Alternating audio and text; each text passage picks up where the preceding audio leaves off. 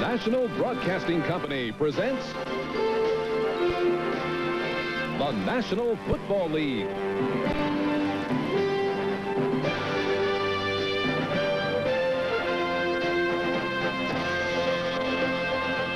Today from Rich Stadium, it's the New York Jets versus the Buffalo Bills. Brought to you by Budweiser. Beechwood aged for that clean, crisp taste. This Bud's for you. By Yugo. Everybody needs a Yugo sometime. And by Merrill Lynch. Your world knows no boundaries. Welcome to the start of the Jim Kelly era in Buffalo. A sellout crowd, more than 80,000 here at Rich Stadium in Buffalo. First sellout in 3 years. They're getting ready for the Jets and the Bills. Hi, everybody. Marv Albert along with Bob Greasy. And there is Jim Kelly, who was to start for the New Jersey Generals against the Memphis Showboats next Sunday. But instead, he's here in the National Football League getting set to make his debut. The Jets won the toss. They will receive in back deep Bobby Humphrey, Michael Harper, JoJo Townsell, Scott Norwood with the kickoff. And a deep one. Humphrey stays right there.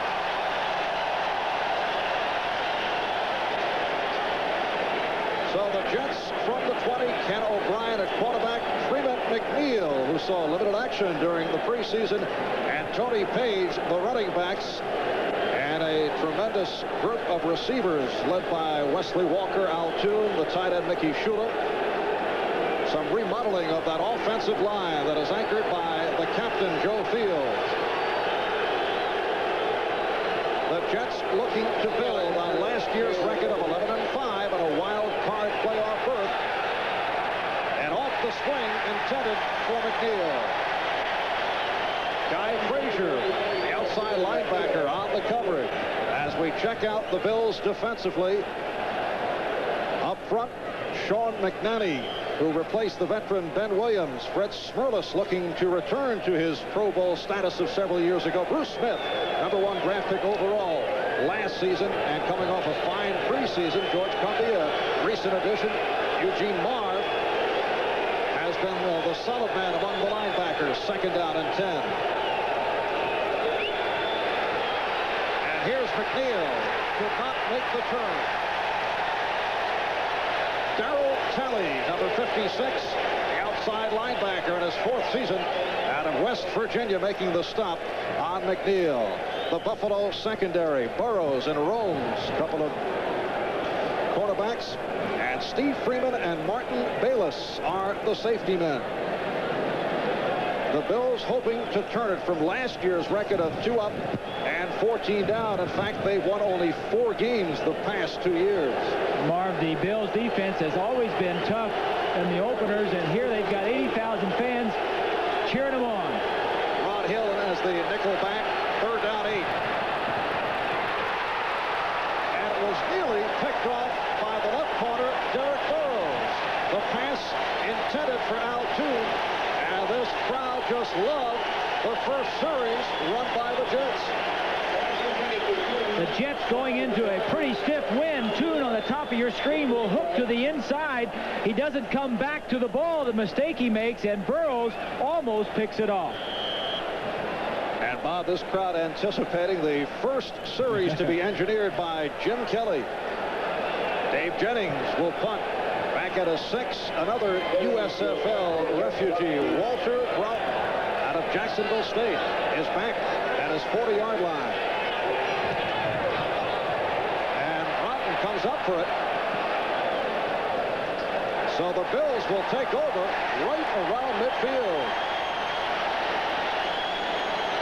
Only a 31-yard punt by Jennings, and here comes Kelly. And what is he thinking about?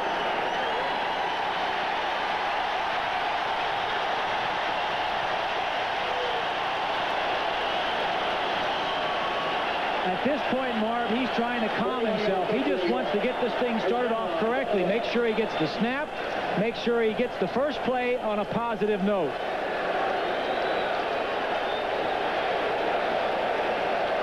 The Bills start out from their 47-yard line.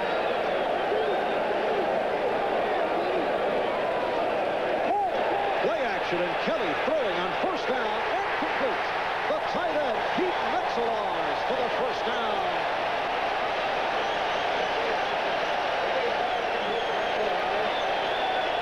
Jackson and Hamilton on the stop. A 13-yard pass play. Number 88, Pete Metzelaars, along with Jerry Butler and Andre Reed, are the receivers for Jim Kelly.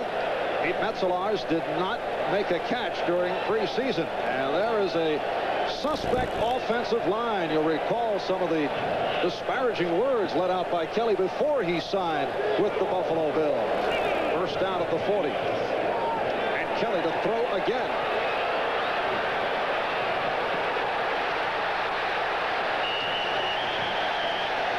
This one of the assets of Jim Kelly, who is a very big, strong man. Very true, Marv. He is a big, strong quarterback, but he is also mobile. Here he goes in play action. He looks downfield. His receivers are covered. He looks to another side of the field and still covered, tucks it under his arm and gets upfield. One of the problems the Bills had last year was with turnovers. They were last in the National Football League in giving the ball away. Kelly made a positive play out of something that could have ended up a little bit worse. Second down and 6 from the 36. We're just underway in Buffalo. No score. And the handoff to Greg Bell. And he is stacked up. Greg Bell, coming off a sprained right ankle, sat out the final preseason game against the Bears, and Bell was stopped by Gastineau and Hamilton. Up front, Barry Bennett, Joe Klecko, Mark Gastineau. They'll do quite a bit of alternating between the 3-4 and the 4-3. Jackson, Clifton, Mel, and Crable are the linebackers. And there have been many questions about the Jet secondary, particularly at the left cornerback position, which during preseason was shared by Kerry Glenn and Davlin Mullen. Again, it's Metzelaars, a surprise weapon here in this first quarter. Bobby Humphrey, and who made the conversion from offense to defense on the stop.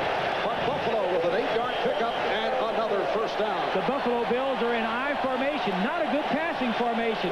The Jets came with 6 defensive backs expecting pass, and still, as you said earlier, Marv, Metzelaars, who didn't catch a pass in preseason, has caught the first 2 passes of the Kelly era in Buffalo. Was he a preseason decoy? But we were told we may see some things a little differently. First down at the 28. Ricky Moore and Greg Bell, the running backs. And that's Moore, the fullback. Third-round draft pick of the 49ers last year. First-year man out of Alabama. He spent the season on the injured reserve. So a second down play coming up. What do you look at as the keys for today? Well, I think first for the Jets, Ken O'Brien has taken over as the most valuable player on that team. McNeil has always been good. And for Buffalo, it's their offensive line. They've got to give Jim Kelly some protection. Second down and 8. Bell looked as if he had a motion to throw and then broke it for another first down. A 14-yard pickup for Greg Bell in his third season out of Notre Dame. A lot of I formation, Marv. The Jets see I formation and they think run first. And this is what we're getting, a little toss to the wide side. And you see now he sets up the block to the outside, ducks inside. I formation is a good, strong running formation. You don't normally see many passes as Bell gets up for a big first down.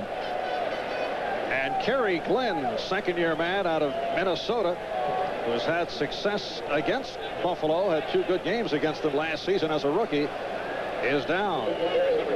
We were told, Marv, that if anything happens to Glenn, Bobby Humphrey, the ex-receiver who has been a reclamation project this training camp and has been doing very well, would be the first one in. We'll get another look at that last play, and it looked like the high-driving Greg Bell caught Glenn with a knee. It's up around his, maybe he got a shoulder or possibly kicked in the head. Yes, he is sitting up. He seems to be all right. Maybe a few cobwebs. Well, we have a moment.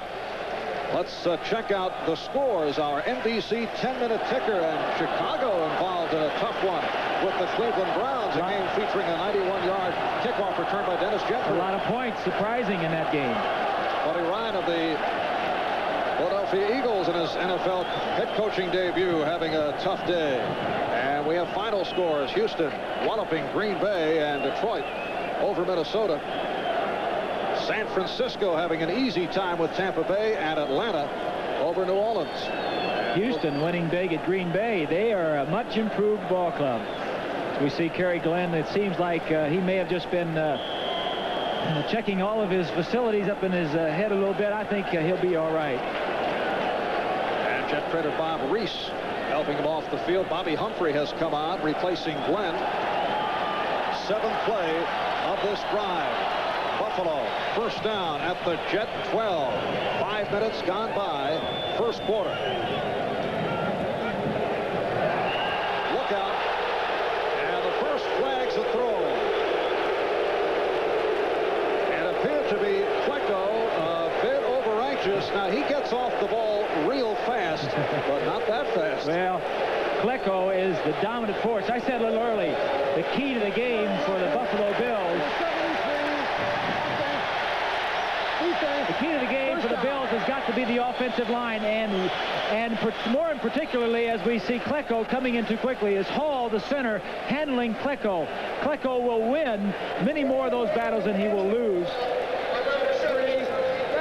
And the referee, Jerry Markbright, calling a personal foul on Joe Klecko. As you look at today's officials, Joe Klecko had some strong things to say about Jim Kelly during the course of the past 2 weeks, responding to some of the bravado by Kelly. That's Bell. Close to the goal line. Greg Bell was not supposed to start. Rob Riddick, who had an excellent preseason, and a player who had shown some flashes in the past, was slated to be the starter, but Bell, despite the ankle, is in there. There's Hank Bulla in his first full season as head coach of the Bills. And he's done a great job with his young team. He's gotten rid of some of the old veterans. He had a tough, hard-nosed camp. These players are ready to play. Of course, most teams coming out of training camp are anxious to get it on, but Hank, the disciplinarian, and of course Joe Walton has done a great job with these Jets, and they're anxious to get this game going. 2nd and goal from the 1. And Bell with a second effort trying to place the ball over the plane of the goal line, but did not.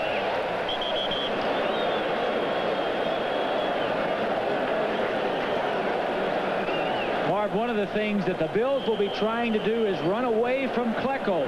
If he lines up in the right gap, they'll try and run left. And if they line him up in the left gap, they're going to run right. They do not feel like their center, Hull, can handle him one-on-one, so they're going to run away from where Klecko is lined up.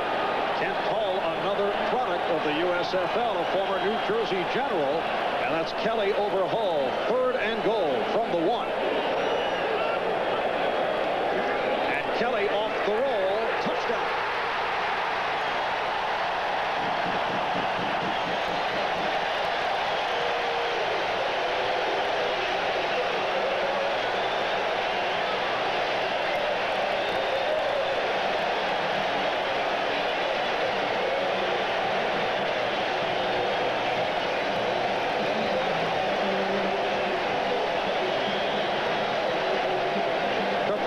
Crowd of 80,000 showing up to see what they just saw. Jim Kelly with a beautifully executed opening series connecting with Greg Bell. The Bills lead the Jets 6-0. Scott Norwood attempting the extra point. The punter, John Kidd, will put it down.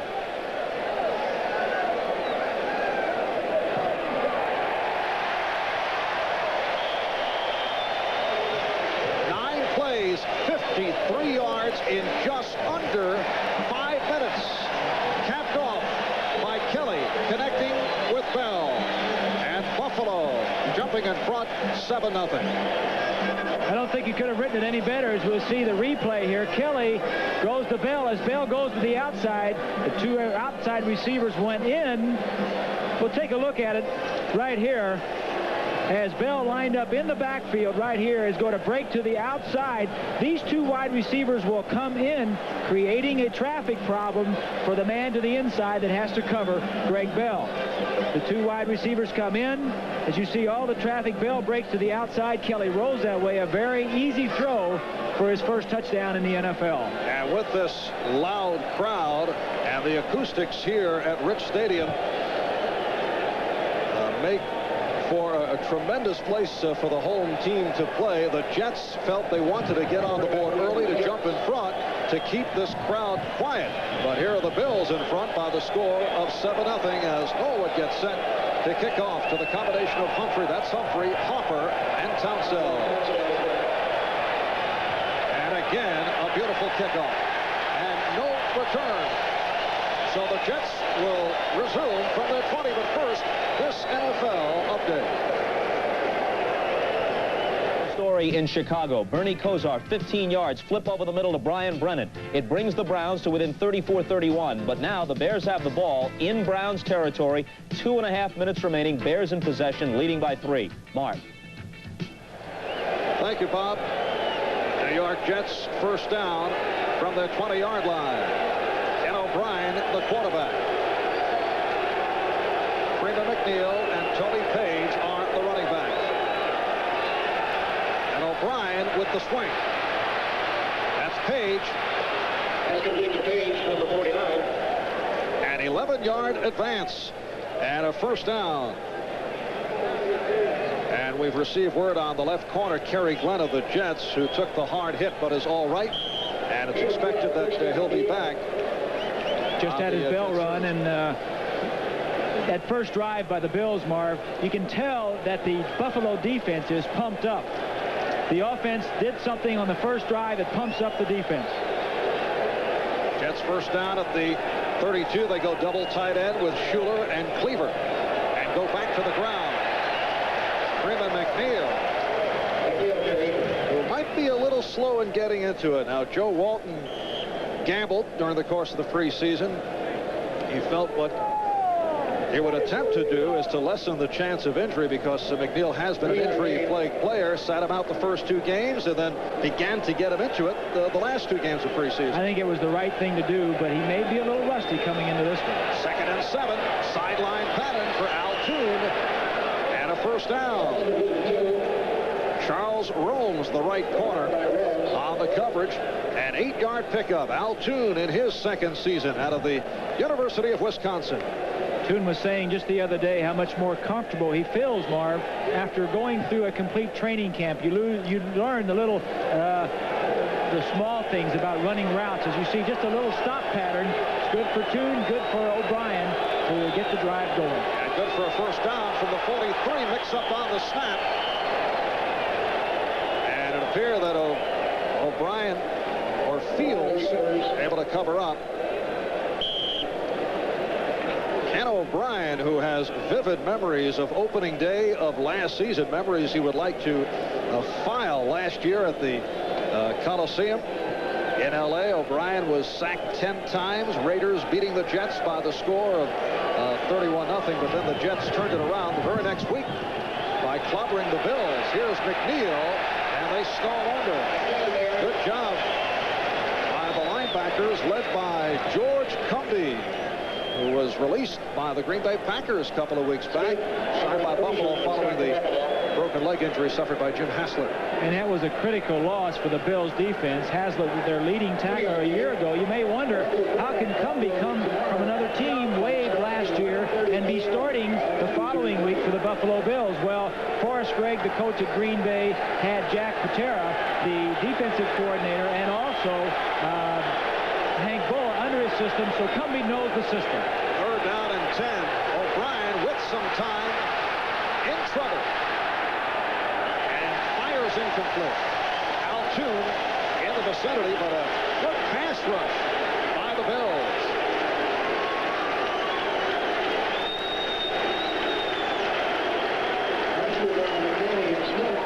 So Dave Jennings will come on. Heading away only a 31-yard punt earlier this quarter, and it led to that long series by the Bills leading to the touchdown. We have 6:15 to go in this first quarter. Walter Broughton is back inside his 20-yard line.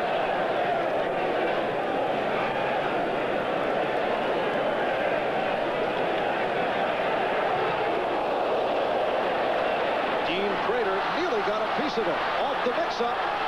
That's Cleaver getting a shot at it. And the Jets indicating they've recovered, and they have. So a break for the Jets. The Jets almost had it to begin with, but the rule states it was a muff, and you cannot advance a muff. And if the player knew that, he would have just tried to recover it and not tried to advance it. It's a big break, Marv, for the Jets, and a tough loss for the Bills. It appeared that Tom Baldwin, backup nose tackle, made the recovery. Guy Frazier was shaken up off that scramble for the ball. So the Jets take over now. Number 25, receiving team, declined. First down, New York Jets. We'll take another look. The free agent dropping the ball, and this is one of the things that the Bills want to get out of their system. Hank Bullock trying to diminish the number of turnovers. He said it's tough enough to win when you're not a top team in the National Football League, and how can we, the Bills, win? Bullock was saying, if we're turning the ball over, and they turned it over more last year than any team in the league, as I'm sure Joe Walton and the Jets are very happy to be in this position. Rod Hill was called for a hold. Penalty, of course, declined. First down outside the 15. And here is McNeil with the big opening. Another first down. Steve Freeman caught him from behind. It'll be a first and goal off the 17-yard rush by McNeil. And a check of the scoreboard. Chicago opening a 41-31 lead in the fourth quarter. Washington all over Philadelphia. And those two final scores from the early game, victories for Houston and Detroit. We'll keep you posted every 10 minutes or so on our 10-minute ticker. Some of the games in progress. Denver getting out in front. And Kansas City over Cincinnati. As McNeil on first down picks up a couple. Again, the tackle by Freeman with some help from Rhodes. 5:19 left in this first quarter. Buffalo with a 7-0 lead on the drive engineered by Jim Kelly. Capped off by the touchdown pass from Kelly to Bell.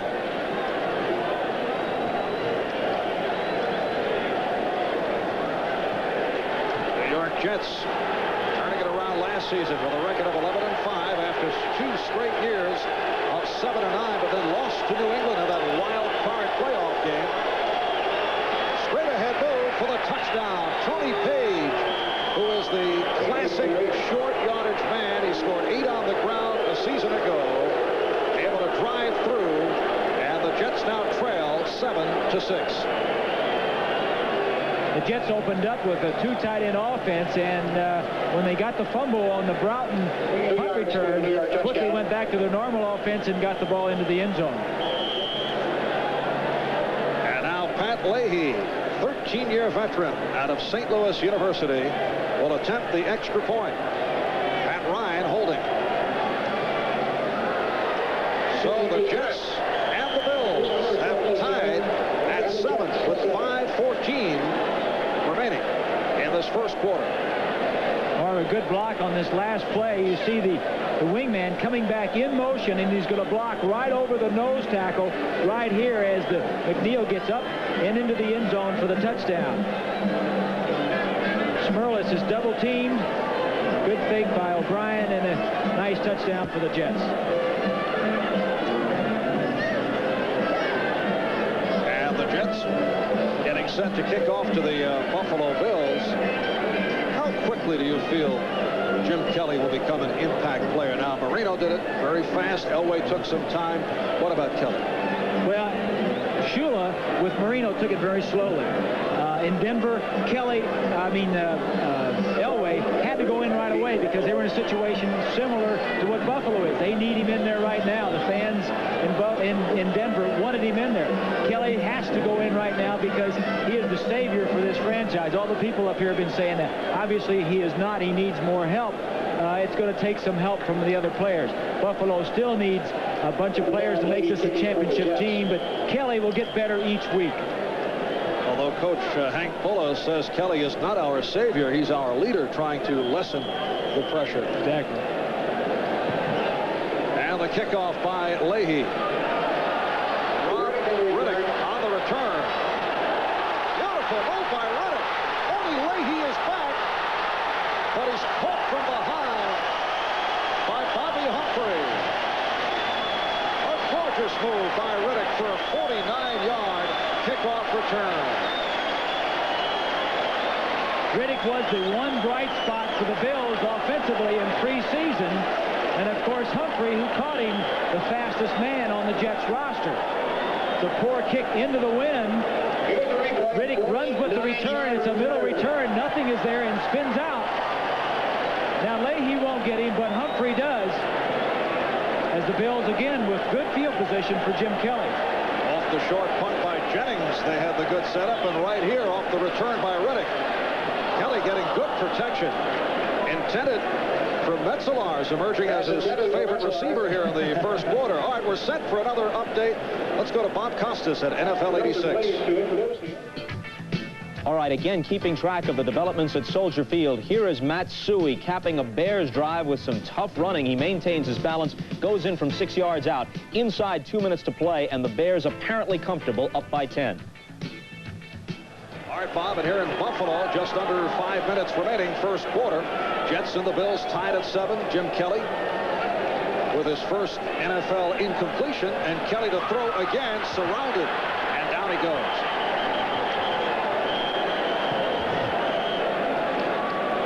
Bennett and Gastineau combining on that stop.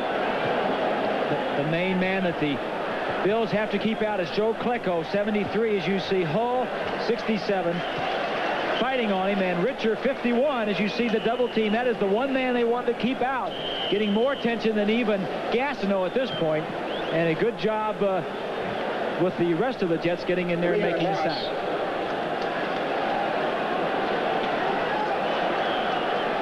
Third down, 13 from the Jet 40. And now Kelly out of the shotgun. And a flip that did not work. Rob Riddick on the shovel pass. Is that from the Mouseketeer offense of the Houston Gamblers? A lot of teams will use that against the Jets. A hard rushing offense, a defensive line, particularly at Gastineau, who is up the field so much, creates a nice gap or an opening inside. They'll draw Gastineau up with the quarterback as bait and then flip the ball forward. That time obviously did not work. And the punting unit comes on. John Kidd in his third season out of Northwestern. From midfield, and punts one. It carried in, not the intent of Kidd, so they'll bring it out to the 20. It goes down as a 39-yard punt, and the Jets will take over at their 20-yard line. John Kidd has come on as one of the better punters in the NFL, a very busy man last year. In fact, set a new NFL record, dropping 33 punts inside the opponent's 20-yard line, while only kicking 4 into the end zone as a touchback, and that was he'd have to classify that as a poor kick because that was highly unusual for him. O'Brien on first down, able to complete the sideline pattern. Altoon on the reception. A 13-yard pass play. Rose and Burrows on the coverage. I think the Jets have to attack through the air first, Marv. I think the Bills are stacked against the run. The Jets last year wanted to establish the run, wanted to get McNeil going, and that is one thing that the Bills are going to to take away from them early in this game, and I think the Jets need to get their passing game going early. Second reception for Toon. First down at the 38. Beautiful throw by O'Brien underneath the coverage. And Wesley Walker has his first reception. And another Jet first down, a 13-yard advance. Derek Burrows, the left corner, on the stop. Well, they moved Walker to flanker this year, which means he's on the same side as the tight end. You may get a lot more zone coverage on that side. And here he just runs it in, catches the ball well, and then tries to get away from Burrows. But Burrows, with the good speed, brings him down. 2 good first downs for the Jets. O'Brien is 4 for 7. Johnny Hector. Out to midfield. Eugene Marv, the inside linebacker on the right side, making the stop. And let's check out the scoreboard. That's now a final. The Bears win their opener over Cleveland in a shootout. Washington over Philly. L.A. Rams knocking off St. Louis. Houston beats Green Bay. Detroit over Minnesota. San Francisco, easy time with Tampa Bay. A host of blowouts. Atlanta over New Orleans. Second down and 6 from the 50. To the ground again. And here's Hector. Close to the first down marker. Darryl Talley, Steve Freeman. Able to combine for the stop. And some other games in progress. Raiders and Denver now tied at 7. San Diego out in front of Miami, 17-0 in the first quarter. It's really not surprising, Art. The Dolphins have not done well on the coast. Third down and 1. Why would a team not do well on the coast? Dolphins have never done it. It's a long trip. I don't know. It's one of those strange things. Was overthrown, intended for Hector, or perhaps thrown away on purpose, but a flag is down. Hector was covered closely by the free safety, Steve Freeman. And good pressure by Eugene Marv, who knocked O'Brien down just as he was releasing the ball. And it's against the Bills. Or rather, against the Jets. Like an offensive push.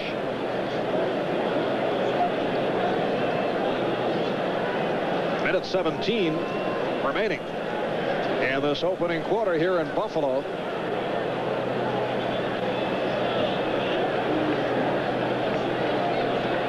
And we'd like to welcome those of you who have been watching the Cleveland Browns and the Chicago Bears. With the Bears getting by the Browns 41-31. Offense.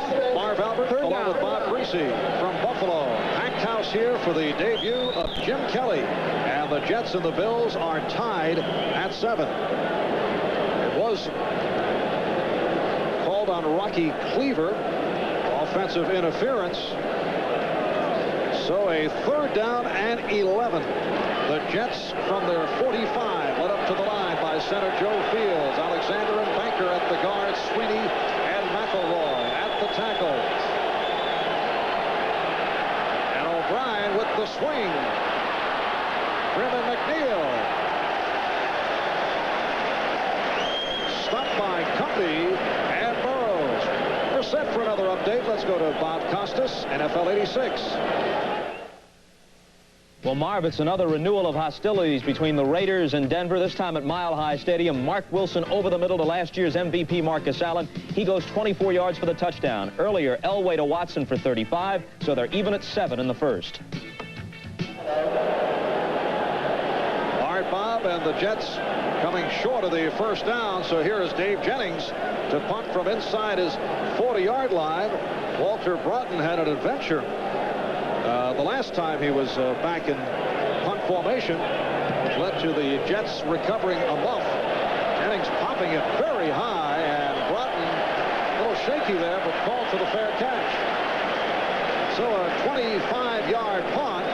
The Bills will take over right after these words. About to take over at their 26-yard line, and Jim Kelly, along the lines of Bob Greasy, a very cocky type guy, actually showed his poise the first couple of series. He looked very well. I was surprised. He did a lot better than I did in that similar situation about 15, 18 years ago. I had talked to him before the game, and he said the other day he went up to the line of scrimmage in practice, and he hollered out the cadence for the Houston Gamblers. So he's going to have that problem. You know, he may get in the huddle and call a formation or a play for the Gamblers, but, you know, that'll flash back at him every now and then. But certainly the field position that he had on the second drive was very helpful. And Kelly has received 4 out of 5 through the touchdown pass to Greg Bell to get the Bills in front. We're now tied at 7. Play action. Kelly going sideline. That's Jerry Butler for the first down, a long gainer. 24-yard pass play. The thing the Bills do, and talking as we'll take a look at Butler's pattern, he's just going to go down and break to the outside. A little play action as he runs off Kerry Glenn, who is back in the ballgame.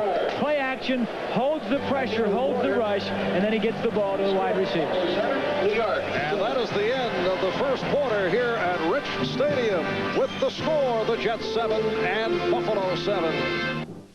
Back in Buffalo, Jets and Bills tied at 7. The Bills first down at midfield as we get underway, second quarter. Greg Bell to the outside.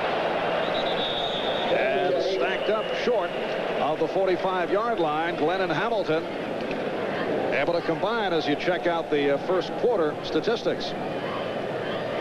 That first Bills drive led to the touchdown, consumed almost 5 minutes, and then the Jets owned the ball. It was a very impressive drive. The thing I'm impressed with is Kelly not getting shook. The Bills have a very basic offensive plan for Kelly. The Jet defense, very complex. It's very tough for a man like Kelly with only 3 weeks in the offensive system to come in and play a complex defense like the Jets. Second and 7 from midfield. Kelly is 5 for 6, 47 yards, 1 touchdown.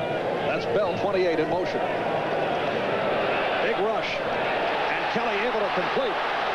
Chris Burkett has a first down. Burkett, a second-year receiver out of Jackson State, had a 5-catch day here against the Jets last December. Clifton and Lyons on the rush. Clifton able to make the tackle on Burkett, but you'll see Marty Lyons. Right here is Lyons as the center and the right guard are fighting in. Lyons gets right up the middle as Hull is worried about Klecko. Lyons starts to the outside, a little arm over, and the rookie Wolford, 73, is beaten, but Kelly should have been sacked, got rid of the football, and made a positive play out of it for the Bills. Very impressed with Kelly's presence. He's a veteran from two USFL seasons, knows what to do with the ball when things don't go just right. That was a 14-yard pickup, first down at the 38. Ricky Moore looking for the hole.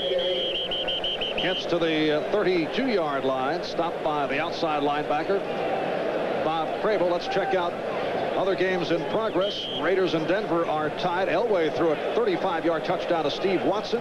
Mark Wilson to Marcus Allen for 24. And look at that San Diego-Miami score. Fouts has thrown 2 and a 26-yard field goal by Benushka. Second down and 9 at the Jet 32. And as Bell peeling off. Kelly looking for Bell, then goes the other way, and it is batted away, broken up by Russell Carter. The pass intended for Chris Burkett.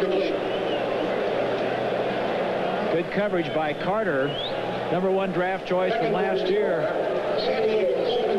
Here's Klecko in the right gap between Hull and Wolford.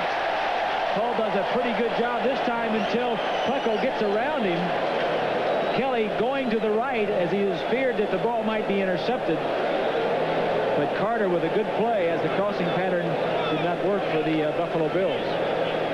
And it sets a third down and 9 at the Jet 32. 2 minutes gone by. Second quarter. Big rush. Kelly able to elude it, but incomplete. Intended for Bell. Lester Lyles on the coverage of that man, Greg Bell, who has made it back from the sprained right ankle and has not shown any problems. And here comes the punting unit for Buffalo. John Kidd is in. Not a good sign for a team, Bob, where the punter is the second or third most exciting player on the club. That was the case last year with John Kidd. I'm surprised that Kidd's even out there. They're punting from the 32-yard line. It's into some wind. Oh, it's a trick play, and Kidd throwing sideline, and it is broken up. But a penalty marker throw. Looks to be JoJo Townsell, who says, "Who, me?" Now, John Kidd is the Buffalo Bills' disaster quarterback should anything happen to Kelly and Wright. And Kidd out of punt formation throwing the pass. What they're talking about over there now is, was it defensive pass interference? Townsell, normally a wide receiver. We get the call from... Illegal hands to the face. Number 27, defense. Automatic first down. happens there, Marv, is they said 27. They're expecting a punt. Now, the wide man for the Bills is going down and see if we can... I can't tell who it was, but they said that Carter, 27, stayed with him more than 5 yards. Of course, Carter, thinking it was a punt, stayed with him more than 5 yards, and since it was a pass, defensive interference. It would have been a 49-yard field goal attempt for Norwood, but instead they showed the punting game, and the Bills get a break off the penalty. First down at the 27-yard line. Here's Bell into the line. Picked up a couple. Kyle Clifton, the inside linebacker, on the tackle. Buffalo up front with Ken Jones and Joe Devlin at the tackles, both coming off disappointing seasons. Both bulking up for this year. Jim Richer and the rookie #1 draft pick Will Wolford are at the guards, and Kent Hull, the center. Tim Fodler was to start. He's out with a knee injury. And Hull, by way of the Generals of the USFL, is the starting center. So he and Kelly worked some in the Generals minicamp back in May. 8th play of the drive. Kelly with time and has Ricky Moore. And looked to be a fumble. It was, and recovered. The Jets thought they had it. I think they do, Marv. Kerry Glenn appeared. Yes, it is Glenn on the ball, and the Jets have taken over. Moore tries to make a move, and he holds the ball out, and he should get the ball knocked out. Watch him as he does the ball arm over right there, and Glenn strips the ball loose. That wasn't Glenn. Who was it? That was Hamilton, I believe. I couldn't tell, but it was Glenn that got on the ball for the recovery. And the Jets take over. That's Ricky Moore, first-year player out of Alabama, coughing it up, tied at 7, and we'll take this timeout. Today's game is brought to you by America's Best Back Trucks. At Dodge, we don't just talk tough, we prove it. By Radio Shack, a division of the Tandy Corporation. And by Wheaties, 100% whole wheat for energy to feel like a champion. Wheaties, what the big boys eat. Back at Rich Stadium in Buffalo, Marv Albert with Bob Greasy were early second quarter. The Jets and the Bills tied at 7. First down from the 27. The completion to Walker across the 35-yard line. Groves and Burrows on the stop. And they're placing it right at the first down marker. Take a look at what happened the last 7 games last year as Toon really came on at the end of the season. Jets in great shape as far as wide receivers, passing game. Sure, of course. It is just shy of the first down. And now the first down picked up by McNeil and then fumbles it. Penalty marker is down. Jets on the recovery, but a flag tossed.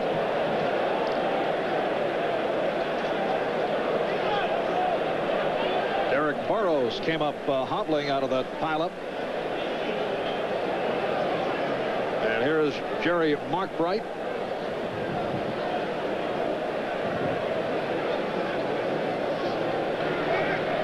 Illegal hands to the face. Number 76, defense, automatic first down. Number 76, the nose tackle, Fred Smerlas. One-time Pro Bowl player, not the same guy the past couple of years, looking to rebound in his 8th season out of Boston College. Smerlas says, I just grabbed his shirt and his arms are pushing me up, my hands up around his face. The top of your screen, 76 going against Fields. You see him fighting with the areas right there up around his face mask, and that's what they're going to call every time. Fields, the nickname the General, the leader of that offensive line. And a first down for O'Brien, throwing the middle. Again, a penalty marker is tossed within the line as Schuler made the catch and stopped by Marv. Buffalo was the most penalized team in the NFL last year. 132 penalties in all. Now Miami had 144 called against them in the last 2 years combined. Well, the Jets weren't far behind Buffalo. If you recall the game we did last year. Holding number Number 63, offense. First down. The game we did last year at Giant Stadium, the Bills had a large number of penalties, and the Jets weren't far behind them. I think the Jets finished 22nd in the league in total amount of penalties, and the Bills, of course, finished last, or highest, whichever way you want to look at it, but they were the most penalized team. This penalty called on the Jets. Ted Banker, the left guard, who has become a starter in the Jets' new offensive alignment, setting it back to a first down and 20 at the 32. 81 Briggs in motion. And O'Brien goes short to Schuler. And short of the first down. Martin Bayless, the strong safety, right there. And a check of the scoreboard. Raiders now leading Denver 16-7 in the first. Miami has scored, so they trail San Diego in the second quarter. New England jumping in front of the new-look Indianapolis Colts, now featuring quarterback Gary Hogeboom. Cincinnati and Kansas City are tied at 7. And we'll keep those scores coming every 10 minutes or so. Second and 16. And O'Brien incomplete, intended for McNeil. Tally on the coverage, set for an update. Let's go to Bob Costas and NFL 86. All right, Marv, after a 54-yarder from Mark Wilson to Dokie Williams sets it up. Wilson goes to Todd Christensen for 16 in the score. Moments later, John Elway chased out of the end zone for a safety. So the Raiders in the first lead at Denver 16-7. Back to Marv and Bob. Thank you, Bob. Third down, 16 now for the Jets. Tied at 7. 4 minutes and change gone by in the second quarter in Buffalo on a 63-degree sunny day. Here's Johnny Hector putting on some moves, but he's shy of the first down.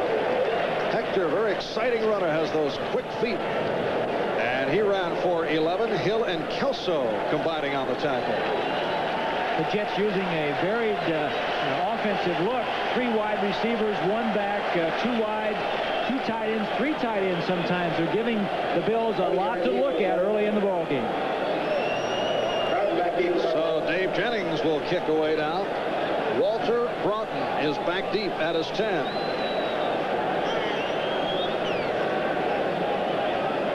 Third punt of the day for Jennings. Make it 4.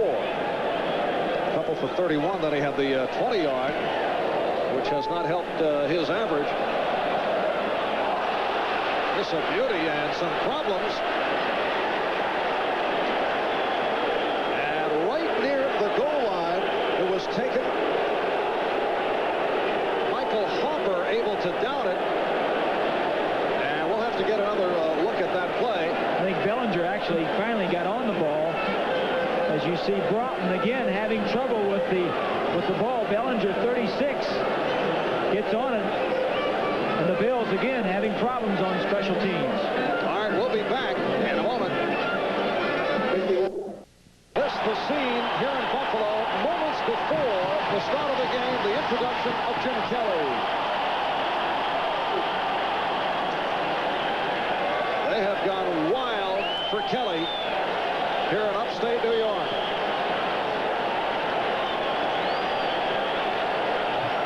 But right now, off, all right, 41-yard punt that was difficult to handle. Buffalo pinned in, 1st and 10, back at their 1-yard line, and penalty markers are down.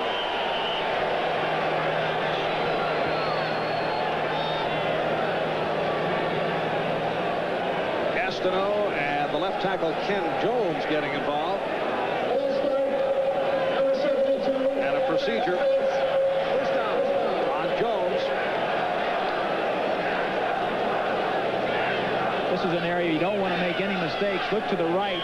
99 is Gastineau. The red helmet right there is 72 Jones. He moves, and you don't want to make any mistakes, because if you make mistakes down here, it's 2 points for the Jets. Ball is now at the half-yard mark. And Greg Bell on the slant. A picks up some short yardage. Matt Munger, backup linebacker in his second season out of Oklahoma State, on the stop.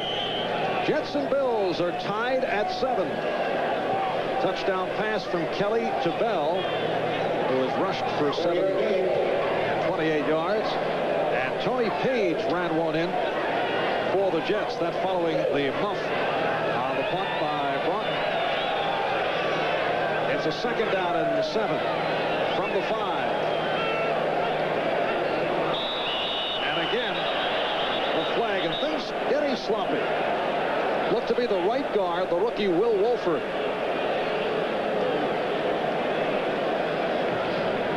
Ball starts, number 73, offense, second down. The offensive line, as we mentioned early on, the key for Buffalo in winning this game is Wolford makes a rookie mistake. Now you had the left tackle, Jones, made a mistake down here. Now the right guard, you just cannot have that. One of the things that Hank Bullough wanted to stress coming into this training camp regular season, don't beat yourself. And this is Bell hurdling, but he is stopped short of the 5-yard line. Matt Munger on the stop of Greg Bell. And this is a very tough drive for the Buffalo Bills. Head coach Hank Bullough in his first full season here in Buffalo, an assistant under Kay Stevenson, long-time assistant coach with New England, defensive coordinator with Cincinnati for 4 years, where he built that solid defensive unit. To the Super Bowl. Good defensive coordinator. Third down and 7 inside the 5. And there's Pleco with the burst. And here's it from the crowd.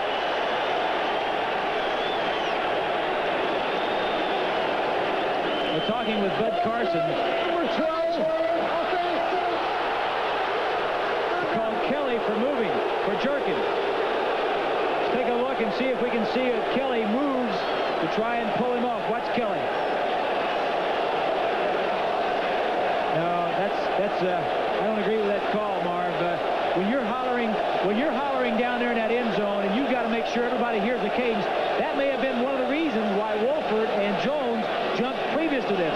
We can't hear you. We can't hear you. Yell it louder, and you've got to move a little bit. Now, I'm not for quarterbacks trying to pull defensive linemen off, but you've got to give them a little bit of a leeway.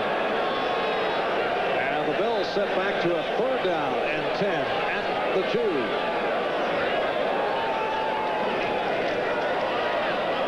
And Bell is hit back. Lost a yard on the play, and the Bills will be forced to punt. Check of the scoreboard. Raiders leading Denver in the second. Still San Diego over Miami. Fouts has thrown for a couple. New England now over Indianapolis by the score of 10-3. Craig James ran one in. Tony Franklin 38-yard field goal. Cincinnati and Kansas City are tied at 7. Boomer Esiason connected with Chris Collinsworth on a 15-yard touchdown pass. Second punt for Kidd from his end zone, and a short punt. Picked up by Sohn. Mark Kelso on the tackle, and the Jets with excellent field position off the 37-yard punt. We'll be back in a moment. For 80,000 here at Richard Stadium in Buffalo. The Buffalo Bills' first sellout at home since December of 1983, when they faced the Jets in a Monday night game. And the Bills and Jets tied at 7 minutes remaining. Second quarter, Jets first down outside the Buffalo 35. O'Brien with time. O'Brien throwing deep for Walker. We're set for another NFL 86 update. Here's Bob Costas. Marv, after San Diego took a 17-0 first quarter lead, Dan Marino comes back in the second quarter at San Diego. A bullet of 22 yards to Mark Clayton for Marino. It's his 99th career touchdown pass. He'll reach 100 faster than anyone in history. And back in Buffalo, the wave has struck for the first time this season, at least here in Buffalo. Second down and 10. McNeil across the 30-yard line. Nifty running by Freeman McNeil. McNanny and Marr. McNeil 6 carries, 27 yards. He had that 192-yard game against Buffalo last year. He's had a host of big games against the Bills. Jets are hanging in there. This is a tough place to open. 80,000, Jim Kelly. The Jets are hanging tough. If they can get some points on the board, they'll have control going in halftime. Third down, 3 from the 29. Big rush, and O'Brien a sack. Eugene Marr, very aggressive, the best of Buffalo's linebackers, with the first sack of the day of a man who was sacked 62 times last season. The offensive line has been doing a good job for O'Brien, in particular Sweeney blocking on Bruce Smith. That time Marv on a blitz sacked O'Brien for the first time today. As you see, Walton not too happy with O'Brien. Say, get rid of the ball, Kenny, move around a little bit. I don't know exactly what he was saying, but it certainly is something that Kenny's going to remember the next time. Very upset, and the loss of 10 on the sack takes the Jets out of field goal range. Dave Jennings will punt from his 46. Rod Hill now back on the punt. Bills can't be too satisfied with the punt return game. And this one is put into the end zone, so it'll come out to the 20, a 39-yard punt by Jennings. So Buffalo will take over with just under 6 to go in the second quarter. The scene here at Rich Stadium in Buffalo the past few years. You're looking at a two-man wave, but not the case here today with a crowd of better than 80,000 on hand. I'll tell you what, this whole area, Western New York, has gone crazy for the Buffalo Bills. You see interviews with the fans on TV. They're talking Super Bowl. They're talking Jim Kelly. One man, I think the commitment that Wilson has made to this team in this area with Jim Kelly, the signing, has really got the enthusiasm back in the Buffalo fans. Ricky Moore on the carry. Klecko with the tackle. Kelly has become an instant symbol of civic pride. You're looking at Ken O'Brien in a chat with Zeke Bratkowski. Zeke has done a great job being a buffer with the 2 quarterbacks since he's come over last year. Second down and 6 from the 24. Tied at 7. Greg Bell going outside and bumped out by Johnny Lynn, the free safety. Last year, Bell led the Bills in rushing, 883 yards, led in pass receptions, 58. An underrated player. Guy was constantly hurt during his collegiate career with the Fighting Irish of Notre Dame. A choice that was actually criticized by the area, the media up here. The fans also. First-round draft choice from Notre Dame, a man that's been injured a lot, has turned out to be a very good player for the Bills. Third down and 2. 5 minutes to go in this first half. The Bills from their 28-yard line. Bell and Moore, the running backs. Kelly off the roll. And that time threw it behind Bell. Incomplete. Jets with a 6-man defensive line putting some pressure on Kelly, but the mobility of Kelly has really kept him away from that pressure that the Jets have applied to him. Bud Carson, the defensive coordinator, said he's going to pull a few new things out this week, and he has, but Kelly's mobility has kept him from being sacked. Kelly 7 for 11, 64 yards. Here's John Kidd getting set to punt to Kurt Sohn.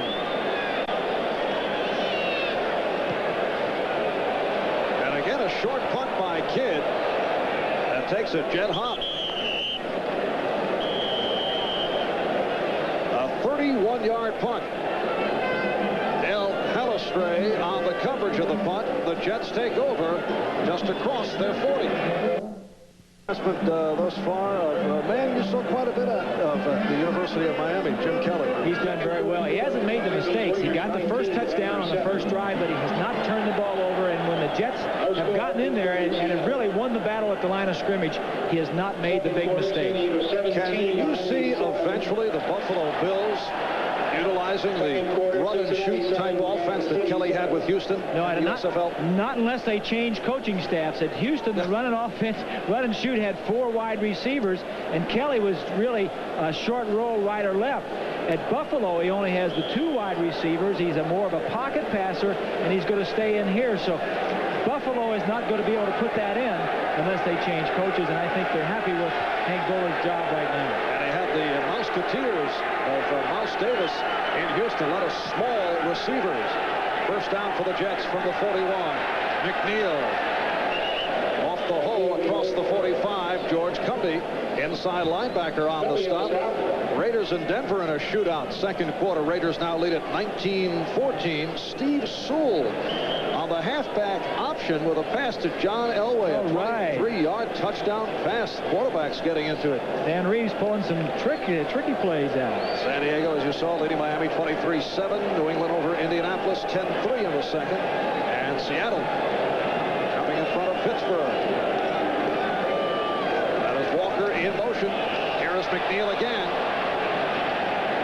And he is short of the first down. The nose tackle, Fred Smirlis, on the stop. Marv, I like that ticker because every time it comes up, I know it's 10 minutes later, you know, 10 after 4, 20 after 4, 30. Every time it comes up, it's, hey, moving along here. Just the basics in life. Helping you along. Very nice. Yes, sir.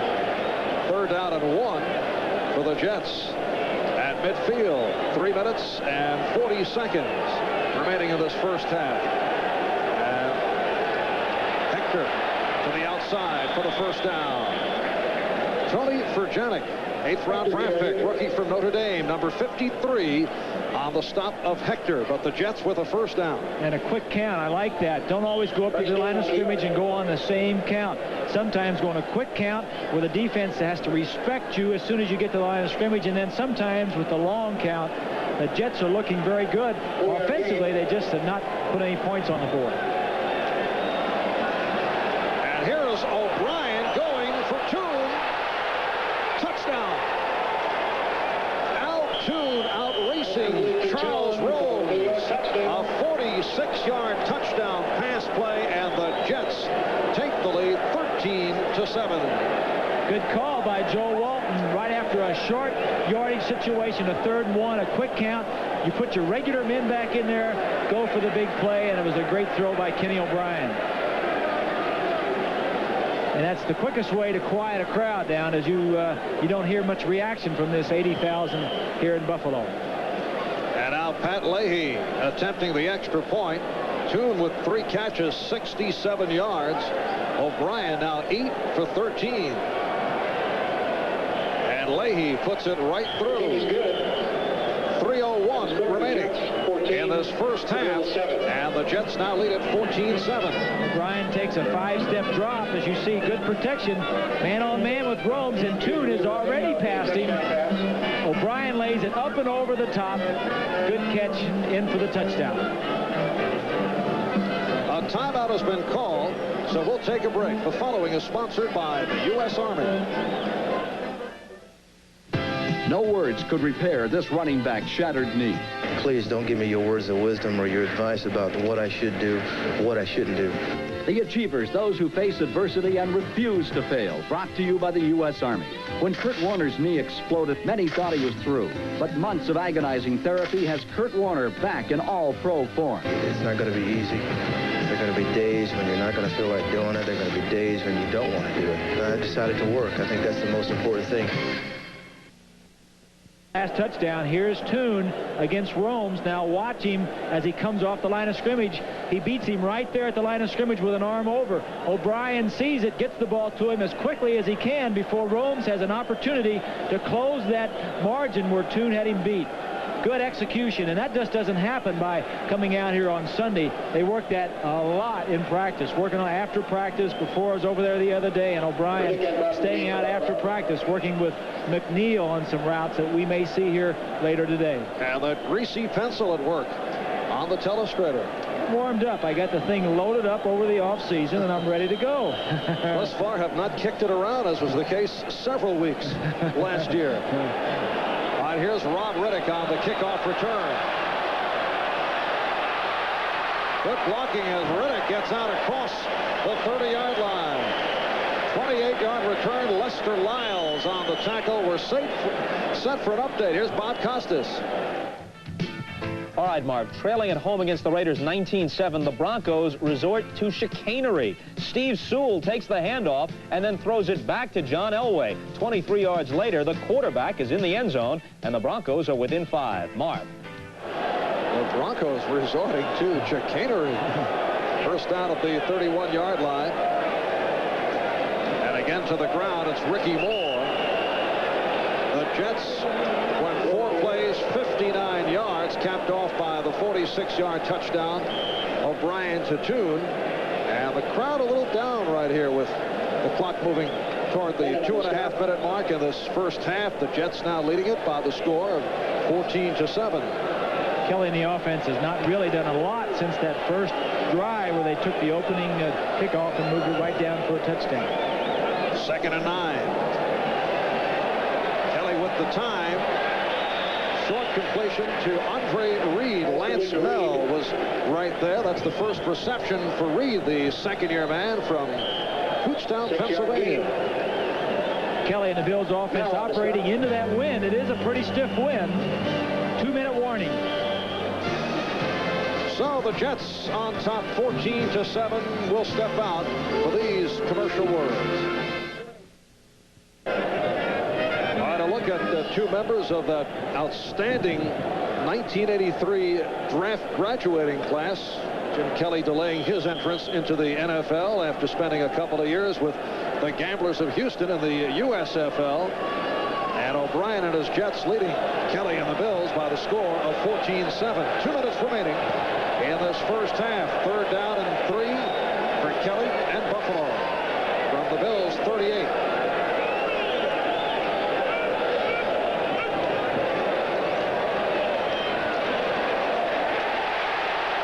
And it's a first down and some more for Andre Reed.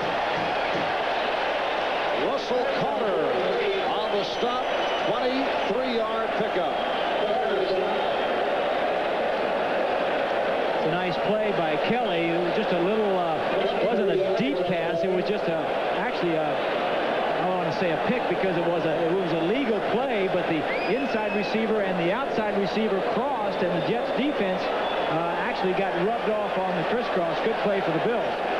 Clock running down, 1:20 to go. First half, first down, just inside the 40.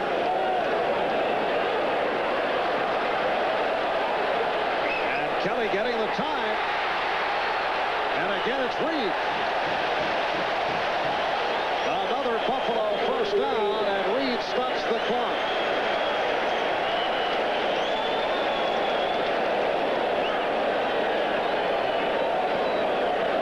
And that is the backup tight end, Butch Roll, involved with Kerry Glenn, and both shake it up. Let's take another look at that. Over here is Reed. Reed's going to come down and hook, and Kelly wants to hit him right here. But watch the linebacker as he goes right for him.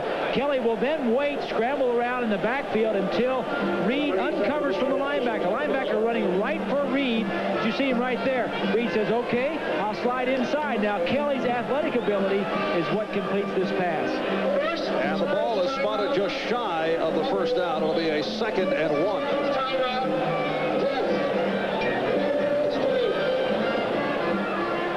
Both Roll and Glenn still on the ground at a timeout.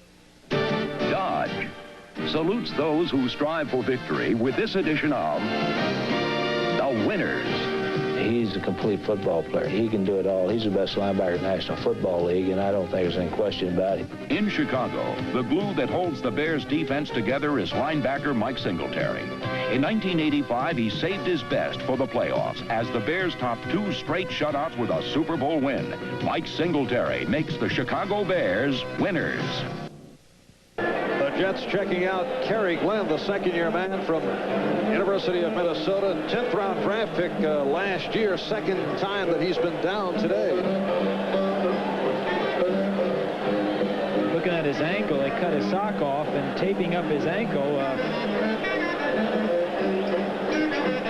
Jets have had problems in the defensive secondary, not only in this preseason, but all of last year. Did the Jets not have the same group of defensive backs start in 3 consecutive games, where you look at the New England Patriots, they had every defensive back play every down of every game for them. So the Jets, again, having problems in the defensive secondary as far as with injuries.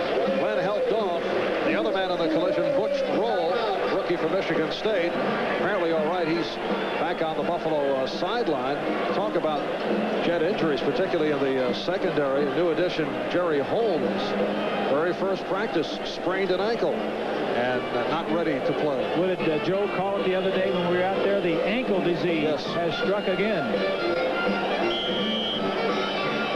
So Bobby Humphrey has come on.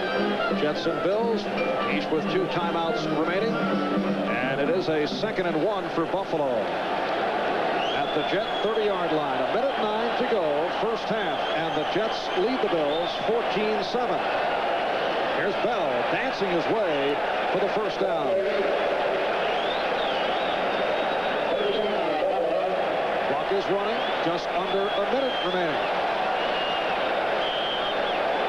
And the Bills in the hurry-up offense. Flags thrown. Kelly on the swing for Bell. But a penalty marker down.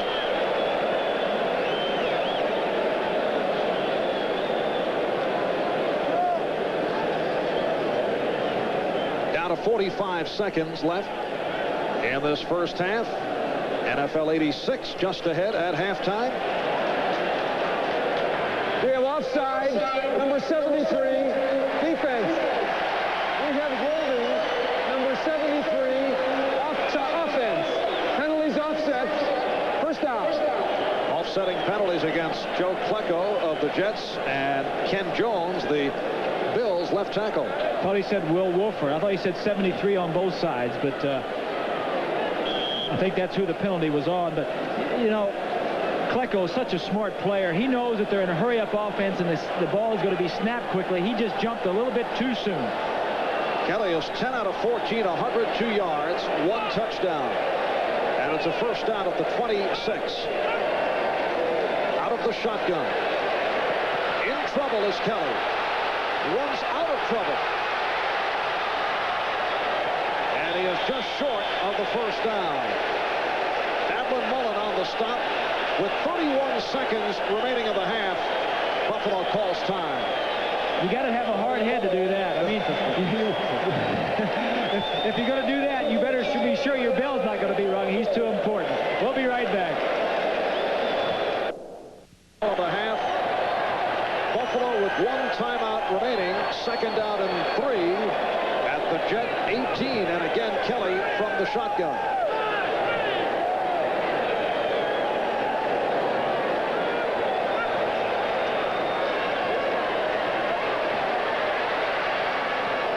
Incomplete.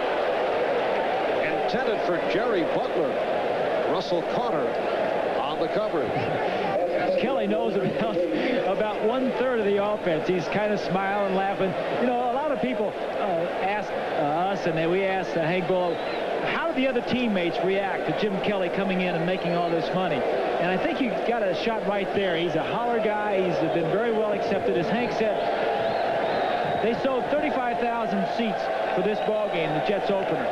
And once Kelly signed, they sold another 45,000. So the thing is sold out. So Bullitt said to the rest of the team, you guys sold 35. Kelly sold 45. He's well received. Well, he single-handedly sold out this stadium. 3rd down and 3. And a 1st and goal off the reception by Greg Bell. A 16-yard advance. Lester Lyles on the stop.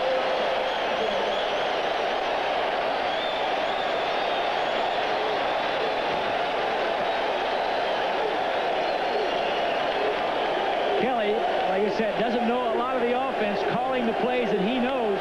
Here we'll see the back from this side. He's going to come over. Now these receivers are going to come deep. They'll catch the ball right in this area.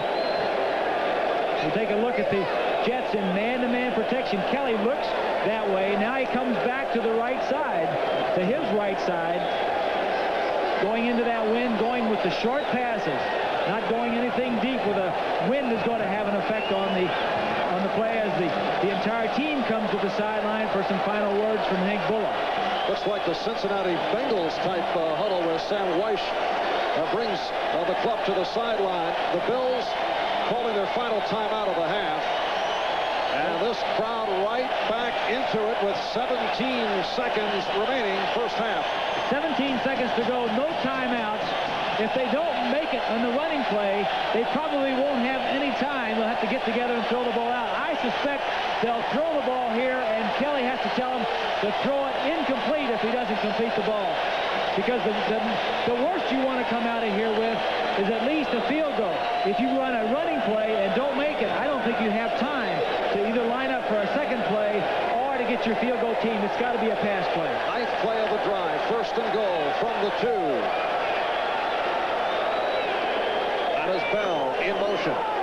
And here's Kelly for the end zone. Broken up.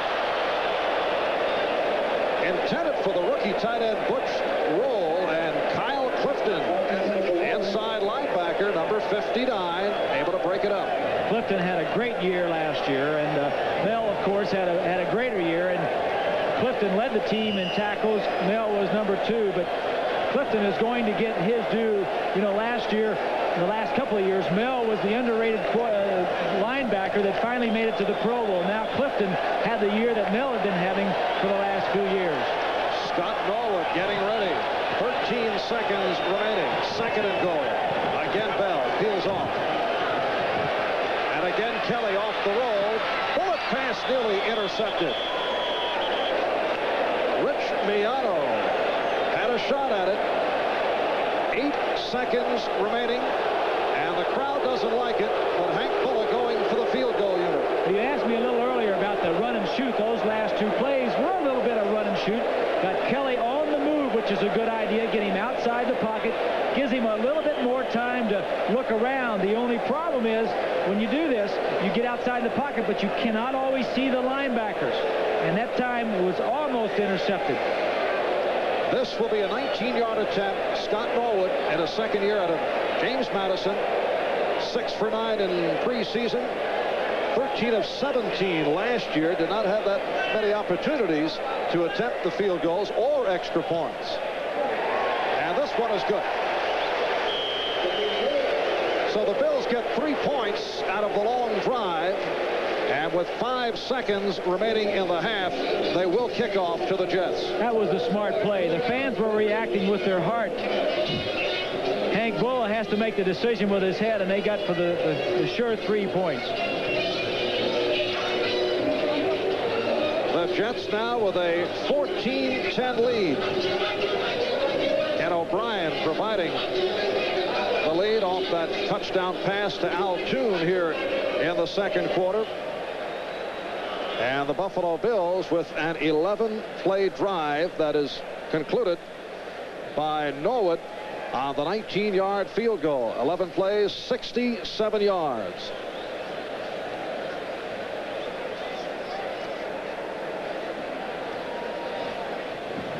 Five seconds to go in this first half. Jim Kelly made his debut with the Bills last week against the Bears and did well. 5 for 9, looking about as sharp as you could hope under the circumstances. He had checked in just days before. Kelly has always done well in opening days against in the USFL. The opening day threw for over 500 yards. He's an excitable type of young kid. As you can see, he claps his hands, gets the guys going, raises his fist, pats them on the rear end. They like him. Not only the fans, of course, but the players are impressed with him. All right, Norwood putting it on the ground, and it's covered up by Michael Hopper, second-year man from UCLA, as this first half has come to a close. Jim Kelly and the Bills heading off. They lead the Jets by the score of 14-10. And Kelly has to be pleased with his work here on the first half. I think Kelly is pleased. I think Bullough is pleased. The fans are pleased. The Jets, I think, expected the Jim Kelly to start. He has started, and I think with the fans cheering the Buffalo Bills on, the Jets knew they would come up here and get in a real dogfight, and they've gotten it in the first half. During the course of the week, Buffalo head coach Hank Buller would not state who his starter would be. He kept indicating it would be Frank Reich, but Kelly said yesterday, he said, it's going to be me. Well, Kelly was taking all the snaps. It didn't fool the Jets any. They were practicing for Kelly all along. So a 14-10 Jet lead at the half. NFL 86 halftime activities will continue in a moment. We'll be back after these words from your local station. Time stats and a evenly played first half except for the 2 turnovers committed by Buffalo. And that was one of the big things that I thought took Buffalo out of the game early, because it gave the Jets great field position inside the Buffalo 20. The Jets went in and scored, and this is one of the things that Bulla wanted to get out of his offense, and that is the turnovers. And Broughton committed 2 muffs or 2 fumbles and turned into turnovers. So Pat Leahy will kick it off as Jim Kelly walks up along the sideline. Walter Broughton has had a rough day, and Rob Riddick are back. And that's Broughton. Broughton across the 25-yard line as we catch you up on the scores. First, the finals, the earlier game. Chicago over Cleveland, Washington walloping Philadelphia, LA Rams beating St. Louis, Houston big over Green Bay, and Detroit got by Minnesota. All final scores: San Francisco easily over Tampa Bay, and Atlanta with a wipeout of New Orleans. Halftime, Raiders by 1 over Denver. In the third, as you saw, San Diego over Miami. They jumped in front 17-0. Here's Greg Bell on the first down play. And the rest of the scoreboard: New England leading Indianapolis. These are third quarter scores. Cincinnati and Kansas City tied at 7. And Seattle leading Pittsburgh 6-0 in the third. Right here, the Jets over the Bills 14-10. We're just underway. Third quarter, second down at 8 from the 30-yard line. Buffalo receivers now looking right into the sun. And here's Bell to the 35-yard line. Lyons and Humphrey on the stop. Rick Bell, 13 carries, 46 yards, and a question mark going into today because of a sprained right ankle.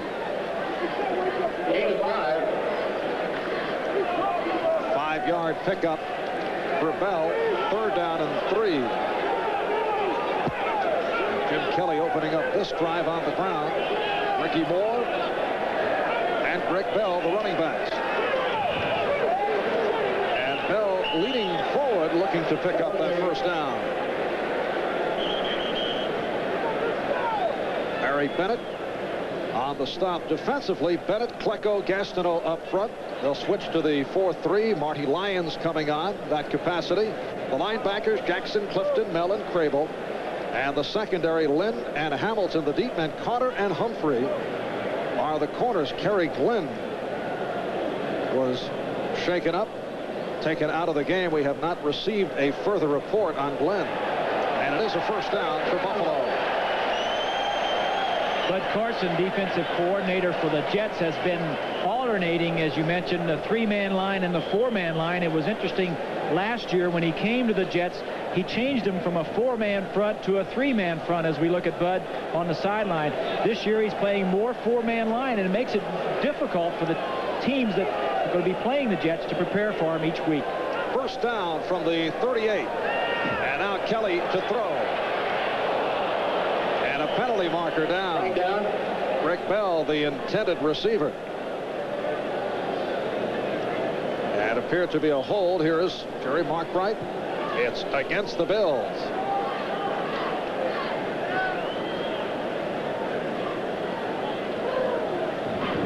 Holding, number 73, offense.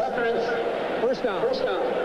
It's the right guard, Will Wolford, who is facing Joe Klecko today. A very difficult assignment. Right in the middle of your screen, and Klecko gets a good charge. 73 blocking 73.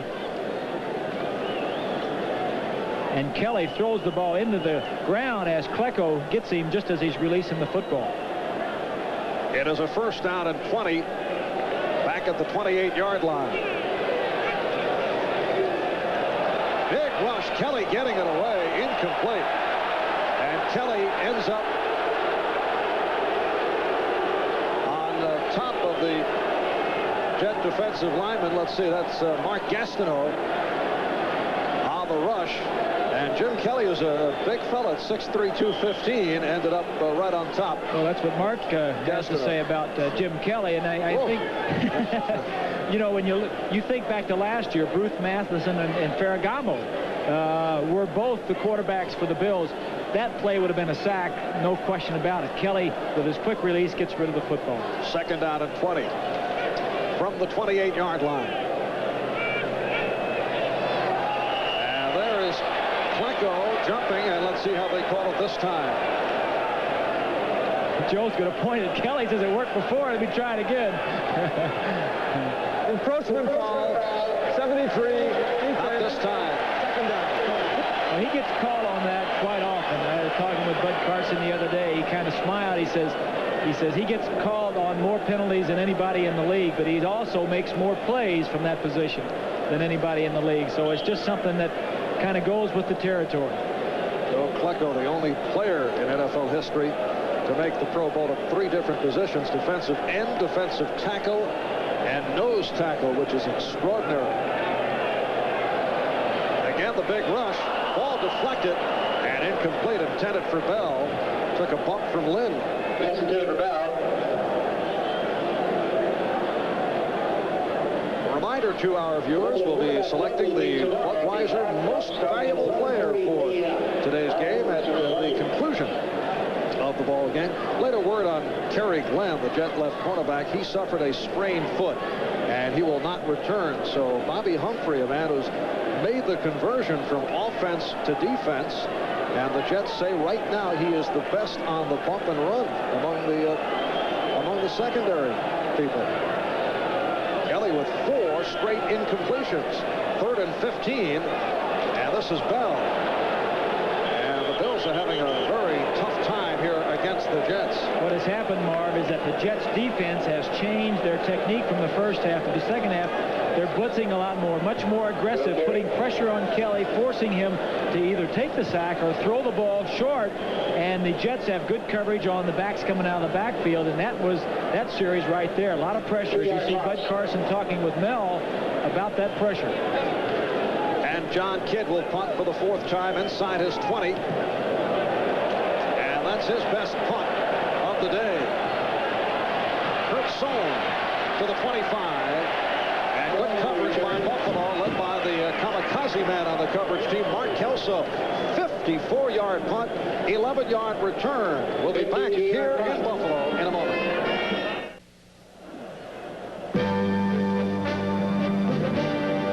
Today's game is brought to you by Ford and your local Ford dealer. Have you driven a Ford lately? By Stroh's and Stroh Light. Now you're talking good times, and Stroh's is spoken here. And by IBM and the growing family of IBM personal computers. 2.5 minutes gone by. 3rd quarter, we resume. The Jets taking over from their 32-yard line. Freeman McNeil, who to this point has not been able to unleash, stopped by the left defensive end, Sean McNanny, 3rd-round draft pick 3 years ago out of San Diego State. McNeil with his 9th carry, 38 yards.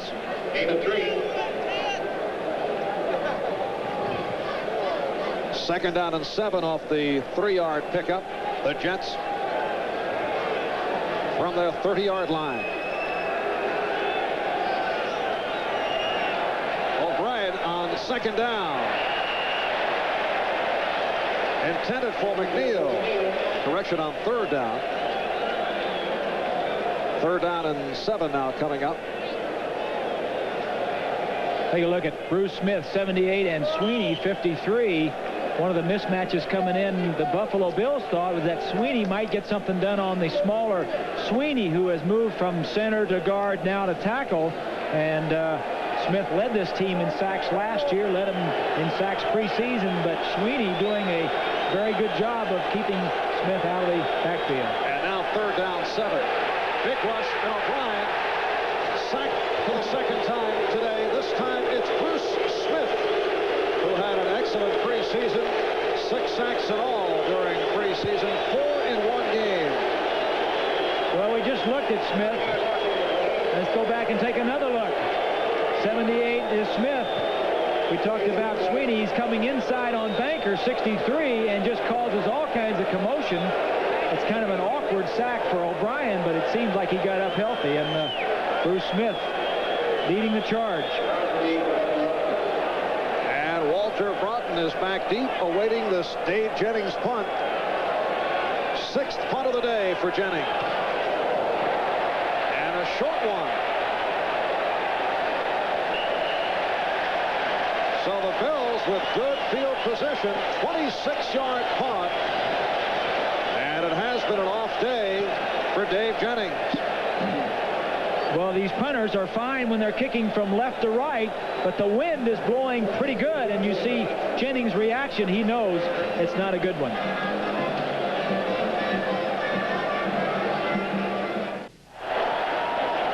Bob, you can set your finally to watch on this one. Our 10-minute ticker. Raiders leading Denver, a game that featured a touchdown pass caught by John Elway. Dan Marino has thrown 2, but the Dolphins trailing badly. New England over Indianapolis. Kansas City leads Cincinnati, and Seattle in front of Pittsburgh. Buffalo 1st down at the Jet 47. 4 minutes gone by in this 3rd quarter mix-up on the snap, and Kelly is on it.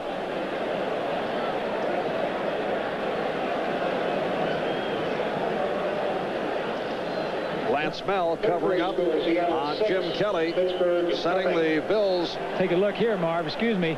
Jim Kelly trying to get out. Watch the center step on Kelly's foot as he tries to get away from center. Well, the guard stepped on a Wolford, 73. It's kind of embarrassing for a quarterback until somebody says, hey, did you slip or just fall down? No, I stepped on my lineman. And it's a 3-yard loss, 2nd down and 13. And again, Kelly stumbled. And Bell is hit back for a loss. You know what it calls that, Marv? We showed 2 shots of Kelly going down. Wolford, 73, the right guard, is so intent on blocking Klecko. Klecko, by his quickness off the line, causes the offensive lineman to move a little bit before they'd like to, and is causing problems with the quarterback in a way that you wouldn't suspect. And the Jet defensive people feel that Klecko at this stage is much more advanced than he has been the last couple of years, and he's had some solid seasons. 3rd down, 16. And Kelly in trouble, gets it away. This is Ron Riddick. Riddick runs it out as a flag is thrown.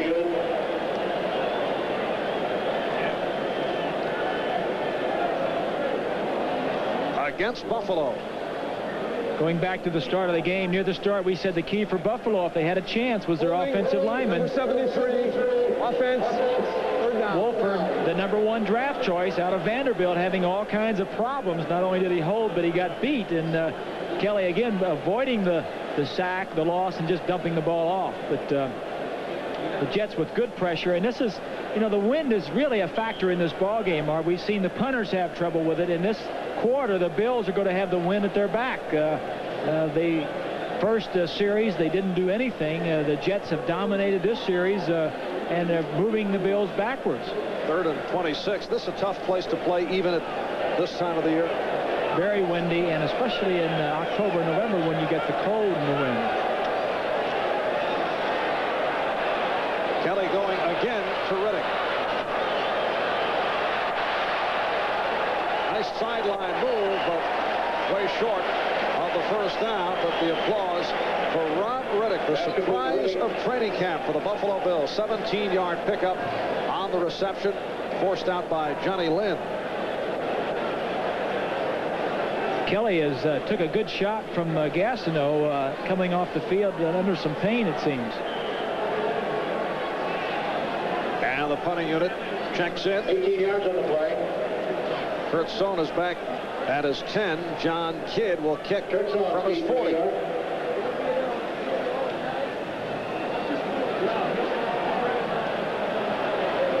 So they'll bring it out to the 20-yard line. A 45-yard punt by Kidd. 8:45 to go, third quarter. When we return, it will be Jet ball. Look to the left side. You see Gastineau on the rush on Kelly. We saw him coming off the field there that last series. Gastineau gets inside of Jones and hits him just as he throws the football. And on that punt by Buffalo, a holding penalty called on the Jets, so it's set back to the 10-yard line. Jets first down from their 10, 8:45 remaining. Third quarter, Jets lead the Bills, 14-10. Freeman McNeil on the slant, moving out near the 15, stopped by Eugene Marv. Sellout crowd, better than 80,000 here at Rich Stadium. Marv Albert with Bob Gracie. Big play for the Jets. Touchdown pass from Ken O'Brien to Al Toon for 46 yards. Second down and 6. McNeil looks to go outside, and he's cut off at the 17. Picked up about 3, the inside linebacker, George Cumby. And there is Frank Reich warming up. Kelly had a shot in the back, as we showed, coming out of commercial from Gastineau. It may be his back left side ribs, cracked ribs or bruised ribs. That can be very painful in that area for a quarterback. Reich finished last year as the backup to Bruce Matheson, had a strong preseason. Third down and 3. And the Bills defensive unit does the job. They stop McNeil. Eugene Marv on the tackle. Eugene Marv on the stop over there.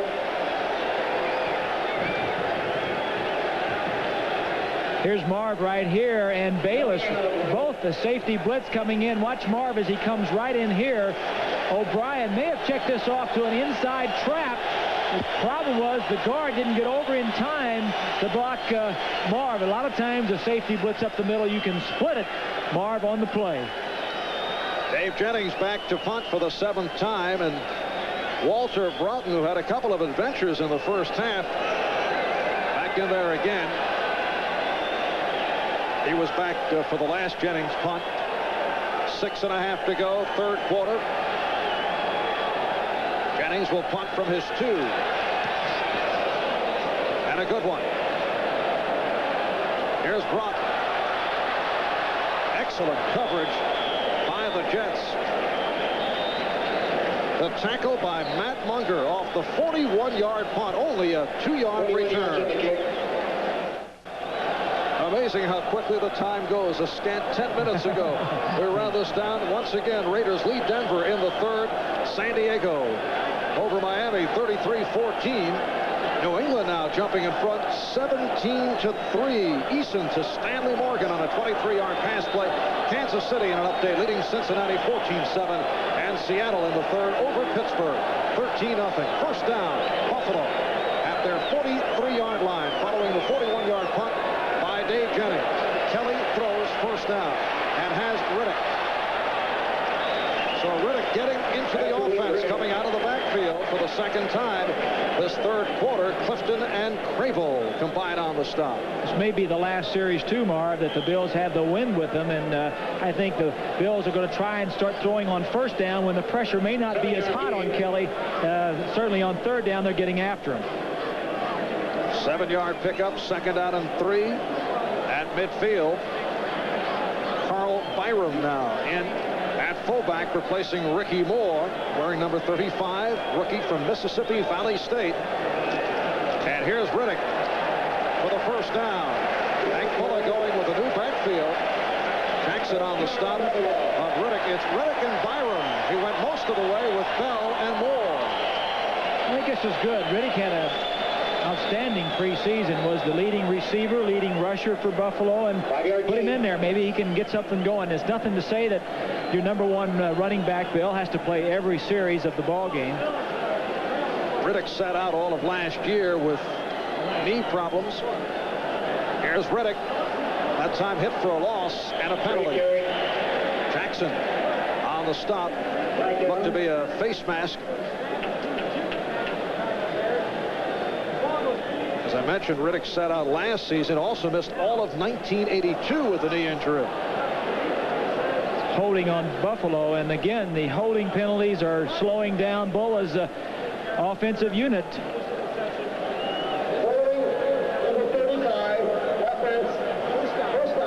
Hank, a tough disciplinarian, one of the things he said coming in, he says, I want to clean up the turnovers. I want to eliminate stopping ourselves. Interceptions, fumbles. And they really have not done that today, Marv. They've had several holding penalties. They've had 2 fumbles that have really hurt them. But have to be pleased that they are obviously in this ball game trailing the heavily favored Jets by the score of 14-10. Kelly throwing it away. Pete Metzelaars in the area. Metzelaars, the surprise receiver earlier in the ball game, and has not looked. Kelly has not looked that way though the last couple of quarters. You saw he's having some words, and Kelly went up and Klecko, and I don't know whether they were having some fun or talking seriously, but I'm sure that nothing's funny to Joe right out there right now. It's they're only ahead by Buffalo by 4 points in the middle of the 3rd quarter. 2nd and 20 from the 44-yard line. Jerry Butler to the right. Andre Reed, top of your screen. Straight ahead for Riddick. And a flag is tossed.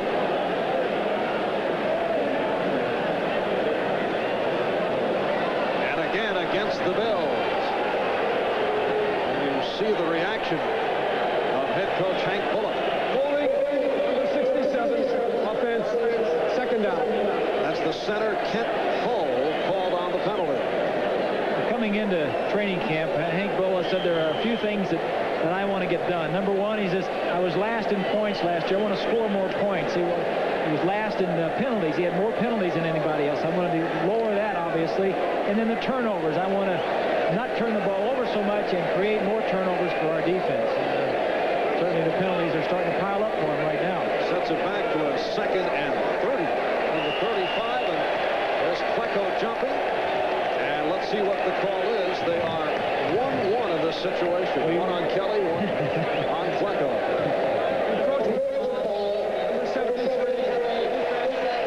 Well, you're seeing both sides of it right here. You're seeing the good news and the bad news. You're seeing why the Bills are having the holding penalties because of the quickness and aggressiveness of Klecko, and then you're also seeing what happens sometimes when Joe gets off the mark too quickly. But the holding penalty is 10 yards, and offsides or encroachment is only 5, so the Jets are winning, I guess, 5 yards each time. That makes sense? 2nd down, 25. And Riddick on the carry, reaching out to the 45-yard line.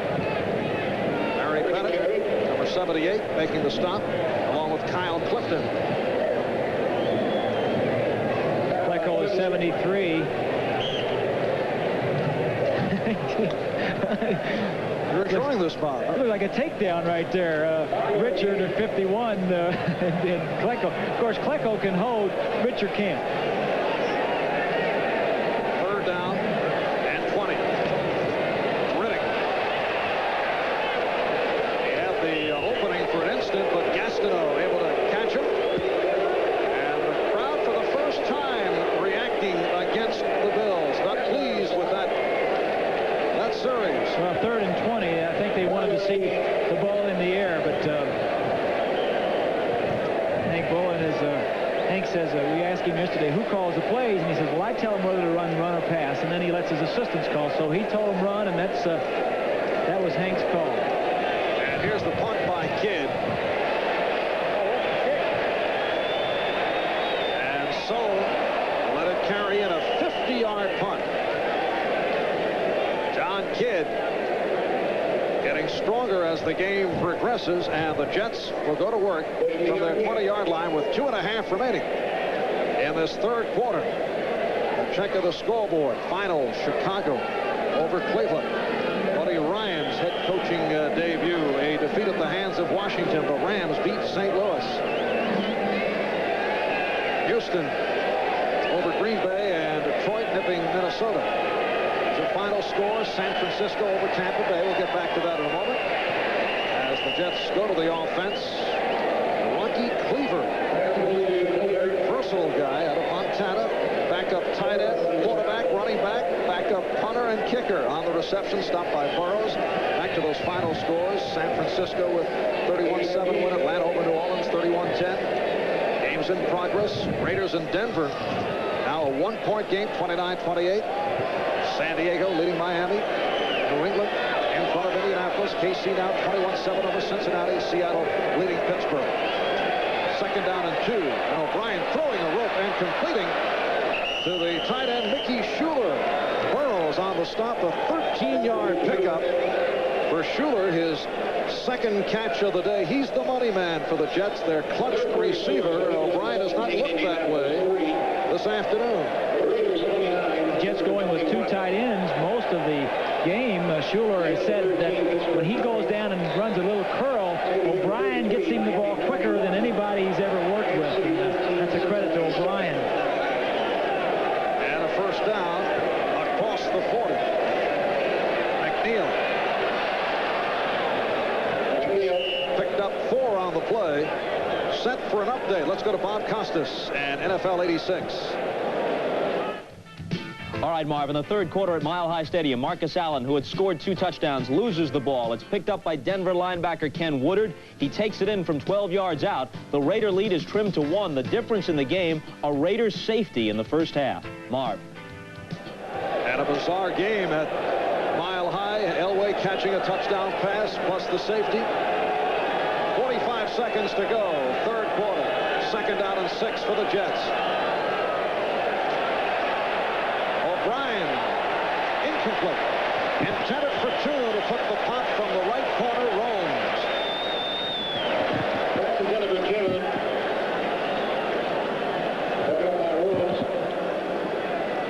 Clock stop with 34 seconds remaining. Third quarter. The Jets lead the Bills 14-10. Joe Walton, the second best athlete out of Beaver Falls, Pennsylvania. After 2 years of records of 7-9, turned it around last season, a record of 11 up, 5 down. Third down and 6. O'Brien getting it off and completing to Soane for the first down. But apparently they say no completion. He was within the grasp. Guy Frazier with the rush and O'Brien, and the whistle was blown. It is a loss of 12 instead of the completion for the first down.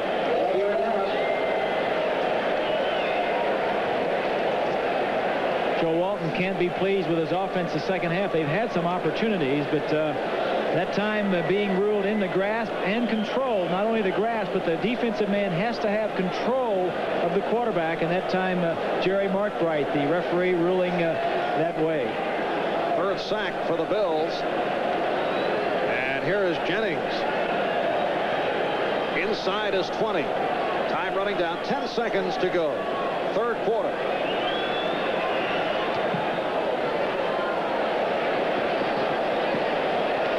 Let it bounce.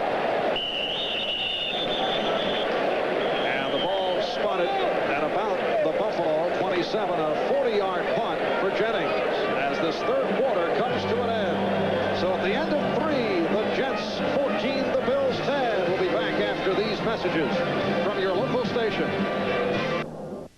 Back to the offense, and it was a quiet third quarter for Jim Kelly.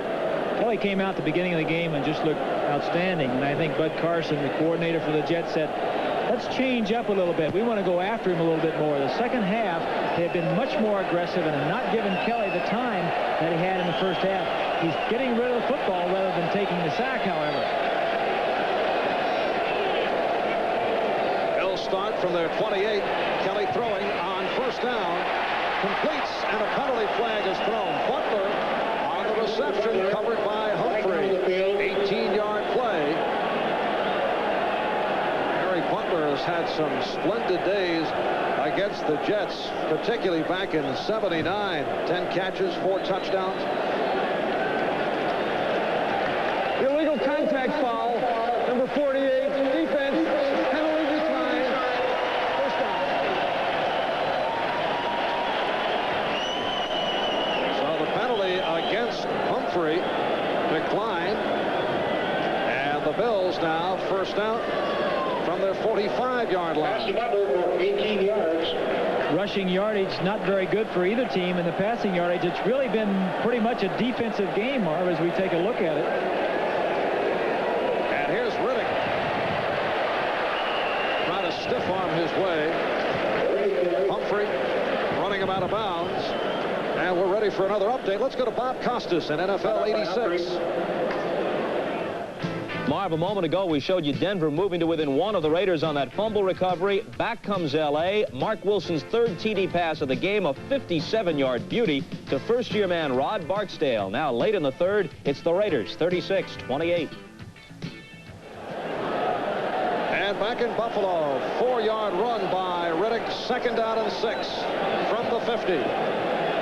Just underway, fourth quarter. Rob Riddick, the running back. And it's Riddick unleashing. And a penalty marker thrown. Riddick with the first down. Harry Hamilton, the strong safety, up to make the stop. An 8-yard run, but let's see what that flag is about.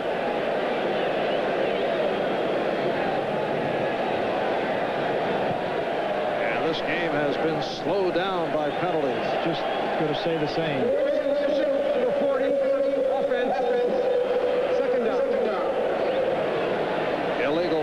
On the running back, Rob Riddick out of Millersville, Pennsylvania.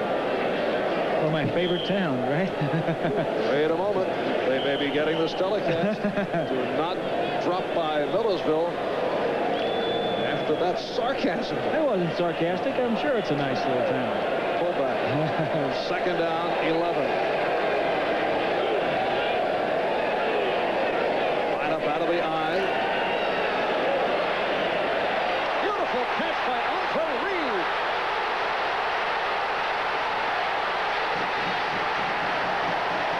Andre Reed goes all the way.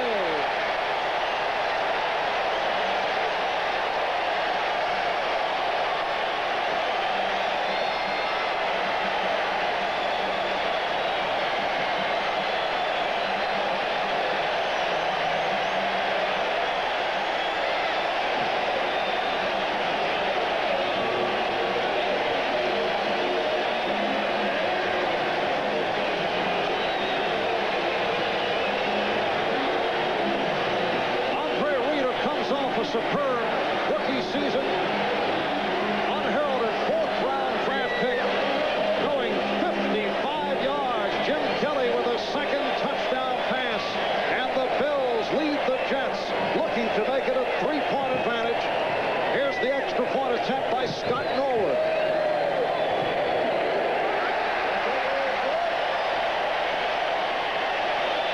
A minute gone by. Fourth quarter. Jim Kelly and his Buffalo Bills lead the New York Jets by 3. Today's game is brought to you by Mazda Cars and Trucks. The more you look, the more you like Mazda value. By Federal Express. Why fool around with anyone else? And by Bud Light. Everything else is just a light.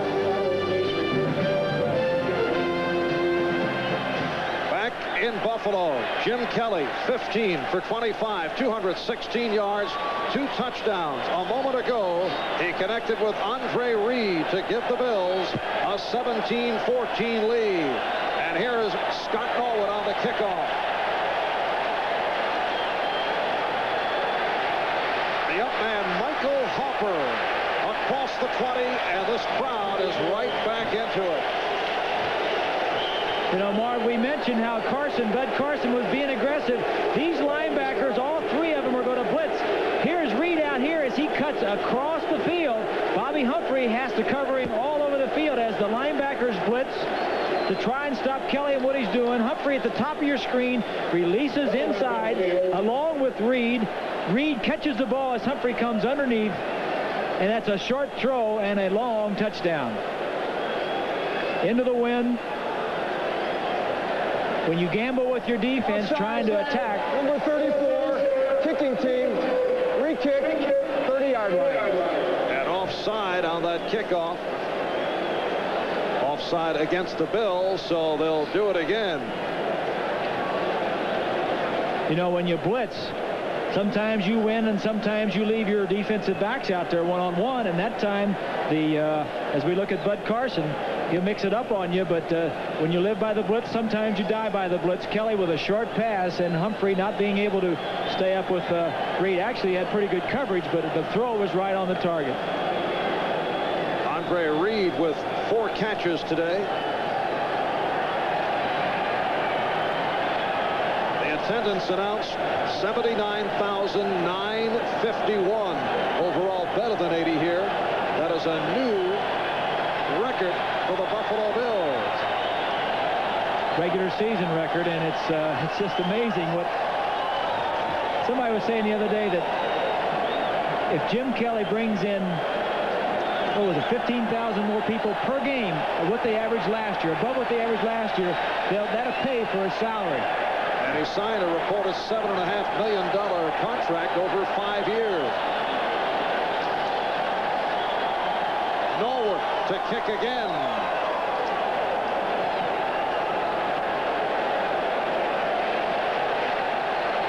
This time Bobby Humphrey on the return. And Humphrey's been held in check. Out to the 35. 21-yard kickoff return. Carl Byram on the stop. We are early 4th quarter. Marv Albert, Bob Greasy from Richard Stadium in Buffalo. The Bills lead the Jets by the score of 17-14. The Bills have won only 4 games the past 2 seasons. And they have lost the last 4 to the New York Jets. O'Brien getting out of trouble. This is Tony Page.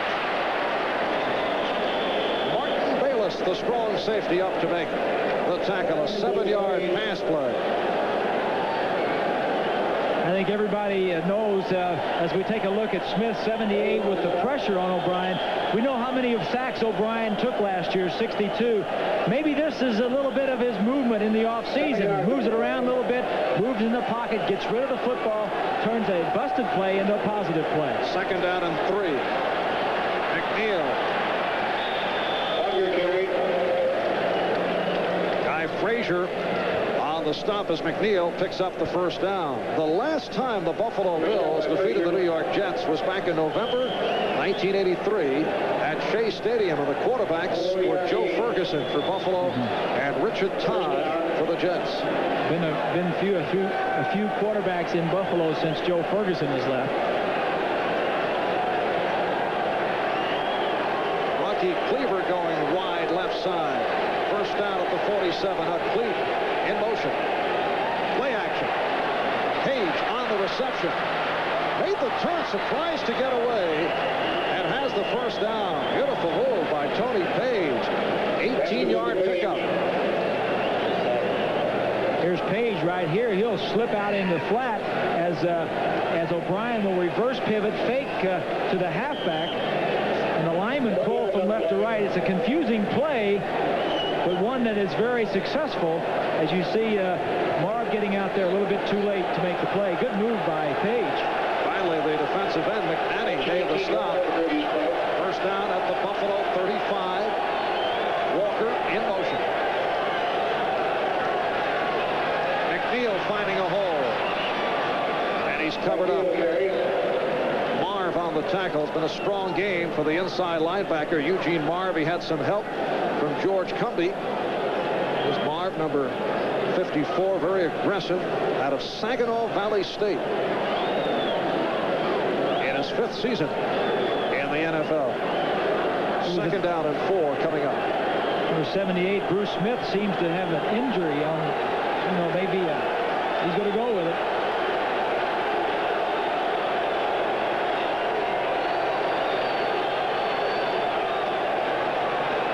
McNeil in trouble, nowhere to go. And it was Bruce Smith who hung in, able to make the stop for a loss on the play. McNeil lost 7.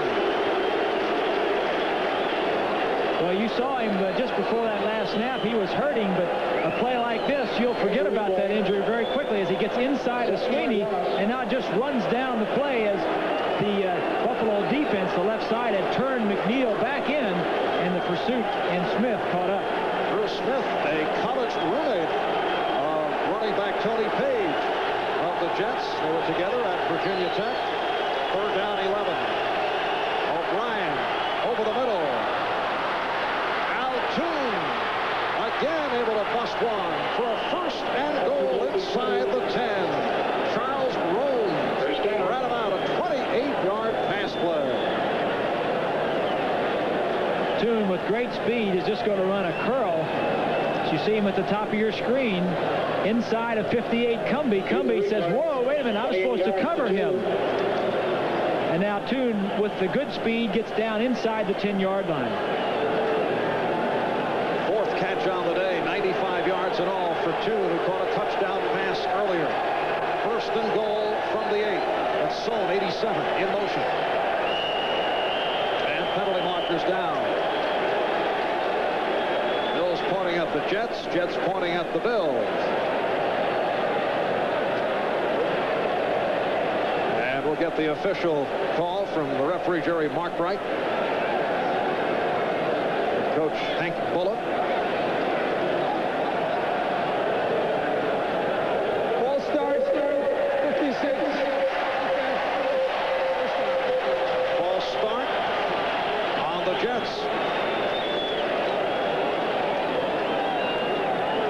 Check of the scoreboard. Game's in progress. Raiders leading Denver.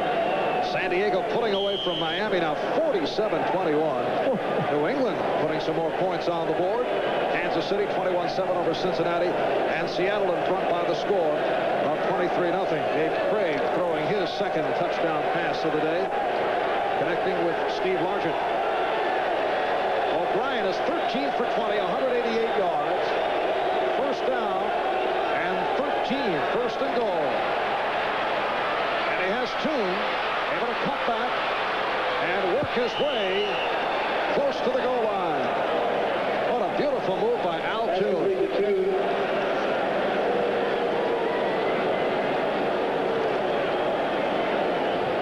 Tune's going to be out here now. O'Brien is going to roll a little bit left and throw the ball out to his left side. It's amazing to me the way the Jets, as soon as they go behind in this ball game, as you see Tune break to the outside, the ball delivered right on time, and then Tune making some moves.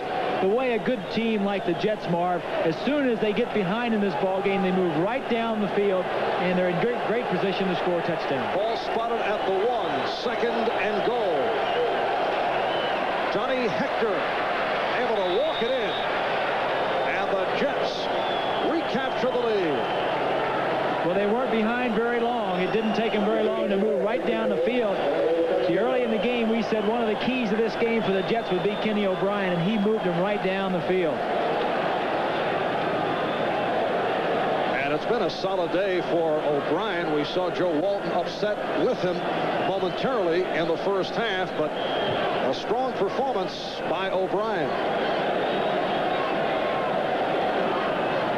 And here is Pat Leahy attempting the extra point. A drive that went 64 yards, 8 plays. And Leahy finishing it up. Jets holding the ball for 4 minutes, 2 seconds. Capped off by the touchdown run by Hector, bringing it in from a yard away. And the Jets now lead the Bills by the score of 21-17. And let's see what Jim Kelly has up his sleeve when we return. 5 minutes gone by in this fourth quarter. The Jets now leading Buffalo 21-17 as Pat Leahy gets set to kick off.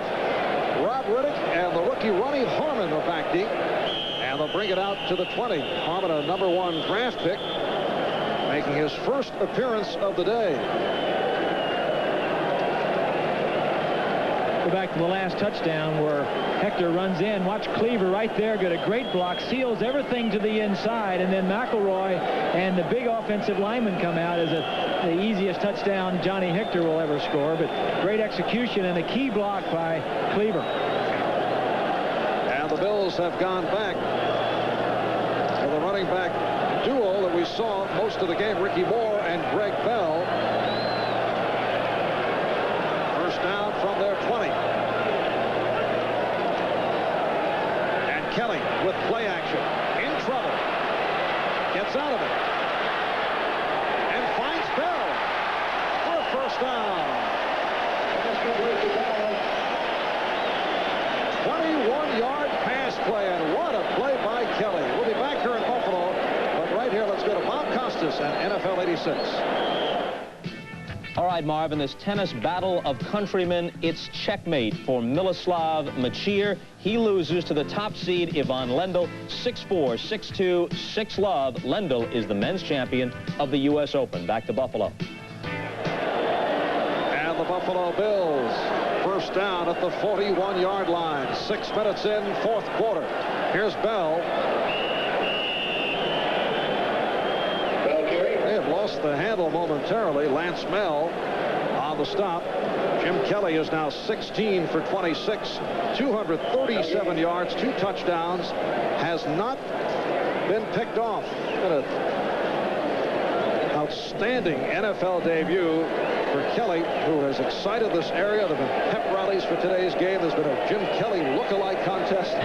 He has lifted the spirit of this area and has faced the tremendous pressure. 2nd and 10. Kelly had the time, and a well-thrown pass to the outside. Andre Reed on the reception, stopped by Kyle Clifton. It is a short pickup. Is running. We're down to 8 minutes remaining. Excuse me, Marv. I'm just going to say it's really amazing how well Kelly is playing with only like 1/3 of the offense. And we talked with Bob Leahy, the quarterback coach for the Bills yesterday, and he said, we're just going to keep it simple when Jim's in there. But call the plays he knows, and if he's got any question about the play, he just calls anything he wants to. 3rd and 8 at the 43.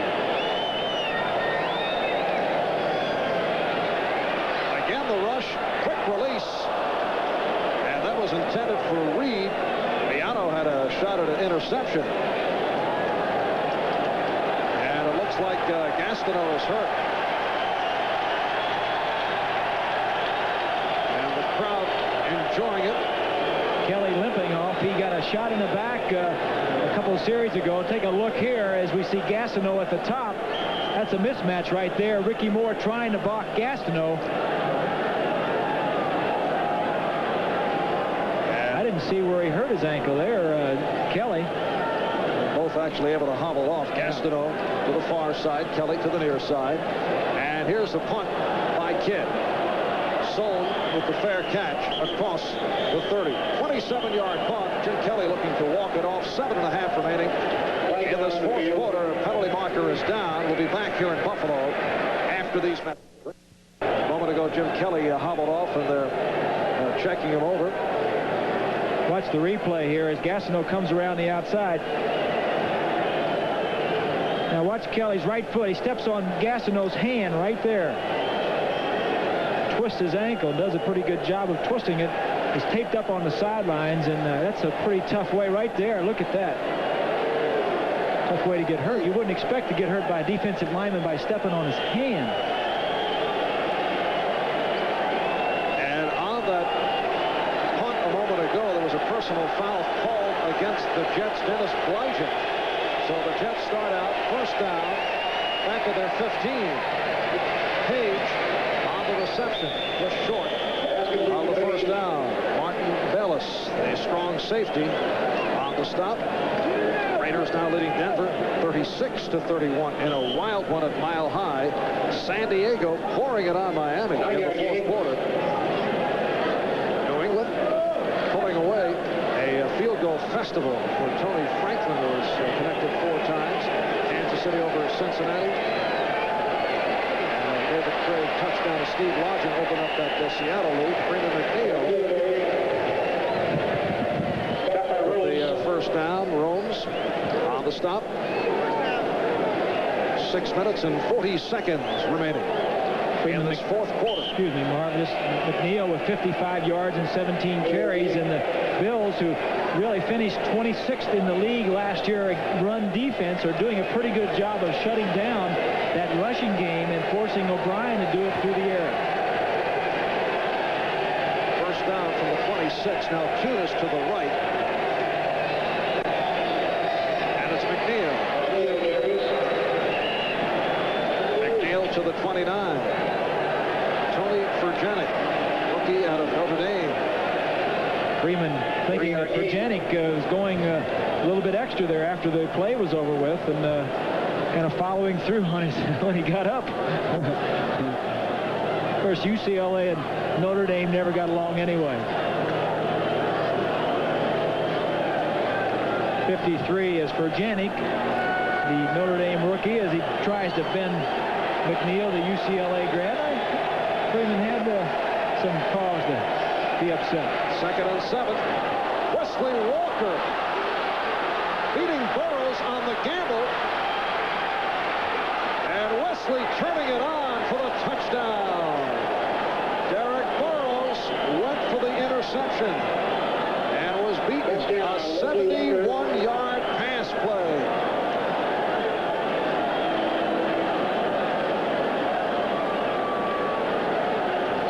Wesley Walker with all that speed. I was talking with Rich Kotite earlier in the day, the offensive coordinator. Right out here, he's just going to run a little curl, and the ball is going to get out there. As you said, Marv, Burrow is going to try and pick the ball off, make the play inside. And you can't do that with a speed like that. Kotite saying that he still has that speed to get deep. Running away from Freeman. Big play.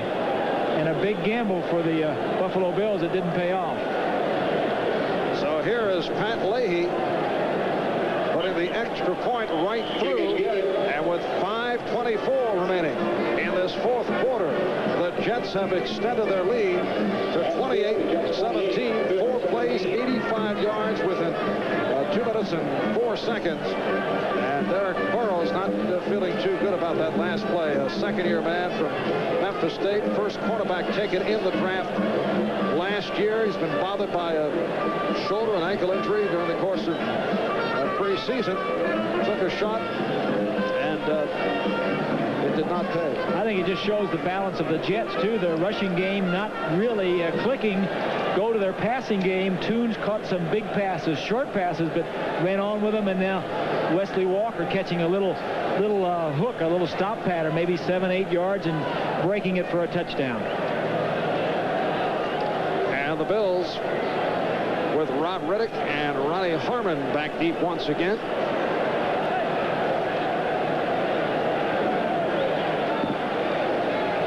Kelly pointing out the clock, chatting with defensive lineman Dean Prater as Leahy gets set to kick it off.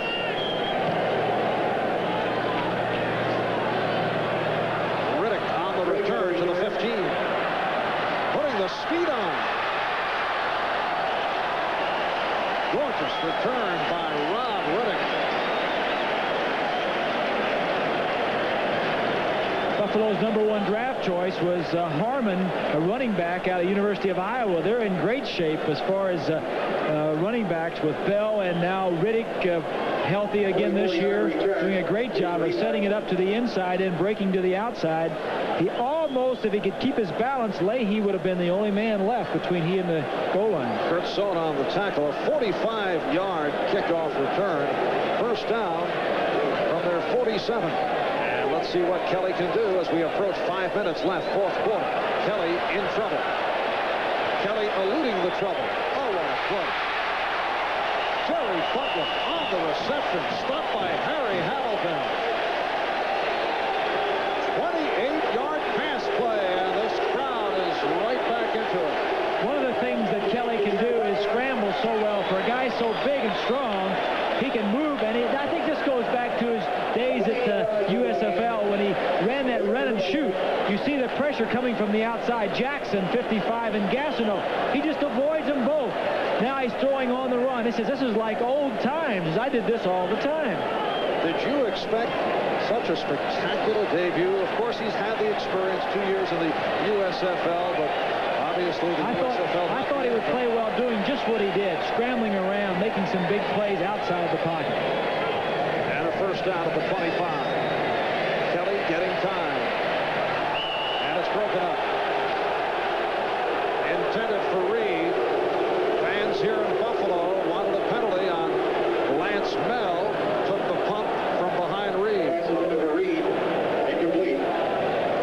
Reed ran a similar route earlier in the day. This time it's a zone. Humphrey doesn't go with him.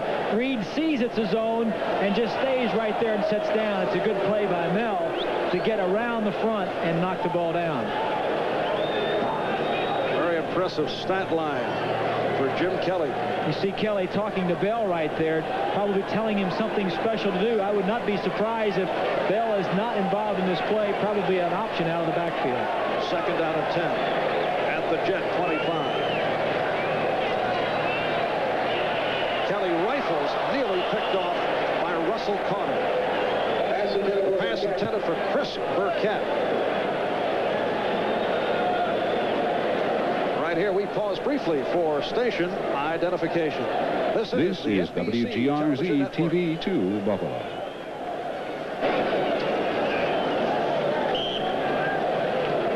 Capacity crowd, rich stadium in Buffalo on a beautiful day. Temperature in the 60s. Marv Albert, Bob Greasy. We're in the fourth quarter, just under 5 minutes remaining. And the Jets leading Buffalo 28-17, but it's been a splendid NFL debut for quarterback Jim Kelly. Kelly going short. The tight end Metzeler. Setting up the first and goal off a 20-yard pass play. And Kelly was creamed, Marv. I mean, after he got rid of that ball, Gastineau, really, you know, we look like we're watching Oklahoma or Nebraska. As we take another look here at Gastineau coming around the outside, and Kelly will get rid of the ball just in time, and he is sandwiched in there. Now, I say Oklahoma, Nebraska because third down and 10, they're in I formation. They're not going to spread with 4 wide receivers. They've got their tight end and 2 running backs in I formation in the ball game using play action on third down. First and goal at the 4. That's Reed, 83, in motion. And Kelly stumbled, able to recover. Looking end zone, pops it, touchdown.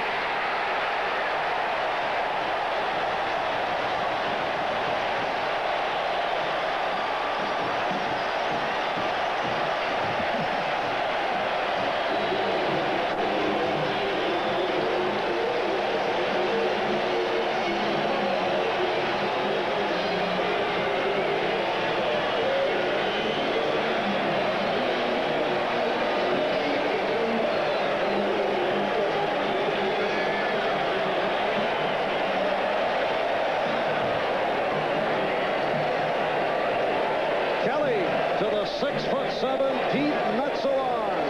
And the Bills are right back in it with 3:55 left, fourth quarter. Here's the point after by Nolan. It is good. 5 plays, 53 yards, over a minute and 29. And Kelly and his Bills are hanging in, trailing now 28-24. You'll see Kelly getting stepped on by one of his offensive linemen again. Has the presence of mind to get up. Now everything is just gone haywire. He just says, anybody get open. He throws the ball to the Metzlers in the deep in the end zone. You know, Mark, he has brought the level of ability of all of his teammates up about 3 or 4 notches.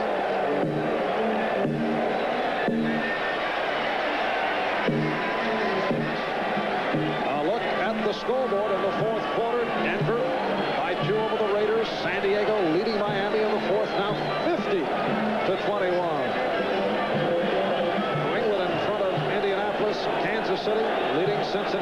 Seattle piling it on at the Kingdome in Seattle.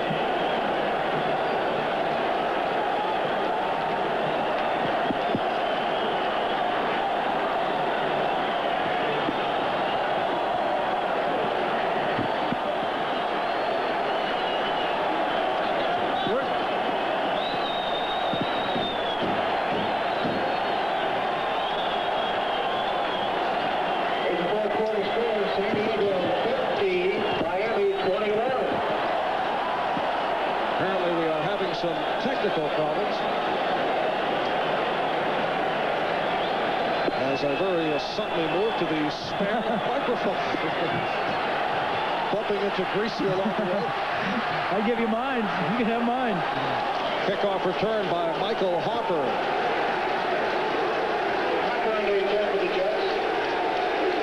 Tonight, following Silver Spoons and Punky Brewster, it's Disney's DTV romancing classic Disney animation combined with contemporary music from some of your favorite stars like Madonna, Stevie Wonder, Lionel Richie, Huey Lewis, and much more. Then first there was the French Connection. Now the cop that cracked it wide open is back in the world premiere movie Popeye Doyle. That's tonight.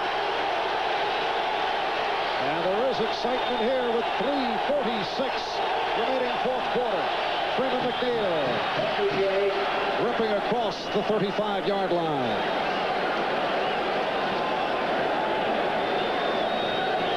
Well, this crowd is back into it, Marv, and what has caused that is Kelly coming down the field and scoring the touchdown. He's been knocked around. Look at those numbers, 292 yards. The impressive thing to me is on the right, 3 touchdowns, which were really manufactured by Kelly. No interceptions, with a team that he is really playing with and bringing him up to his standard. 2nd down and 2 at the 37. Walker, 85 in motion. Here's McNeil. Penalty marker is down. McNeil short of the first down.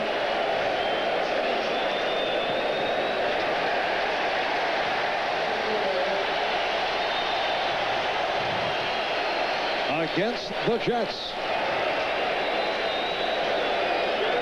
Ball starts, number 63, offense, 2nd down. Called on the left guard, Ted Banker.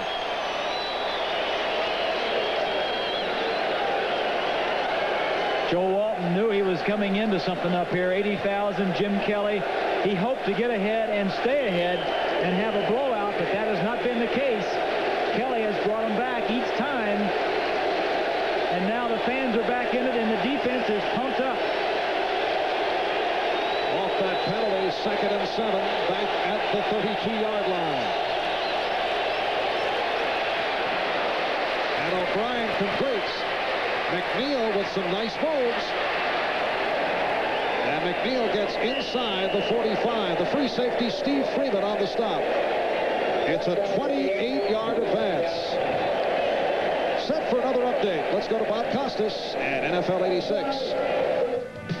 Marv, that incredible battle continues at Mile High Stadium. The Broncos have come back. First a 51-yard Rich Carlos field goal, then this 7-yarder from John Elway to Gene Lang. They take the lead with about 8 minutes to play, 38-36. Offside penalty called on defensive end Bruce Smith of the Bills. So the Jets now have a first down at the Buffalo 42. The clock is running, as you can see. 2 minutes and 20 seconds to go, fourth quarter.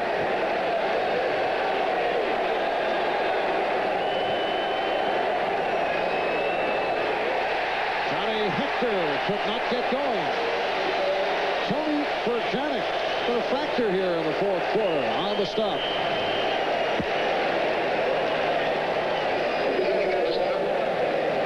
Furjanic coming right up the gut there on the left side, plays off the block. But you know, Marv, we talked about Kelly with a great day. O'Brien throwing for over 300 yards and really being the catalyst that is moving this ball club down the field. The running game is not going that well, and he is the catalyst, putting the plays in motion, getting the ball in the end zone. Freeman McNeil, 65 yards, 19 carries. And that has been it for the Jet running game. Johnny Hector has handled it 6 times for 22 yards.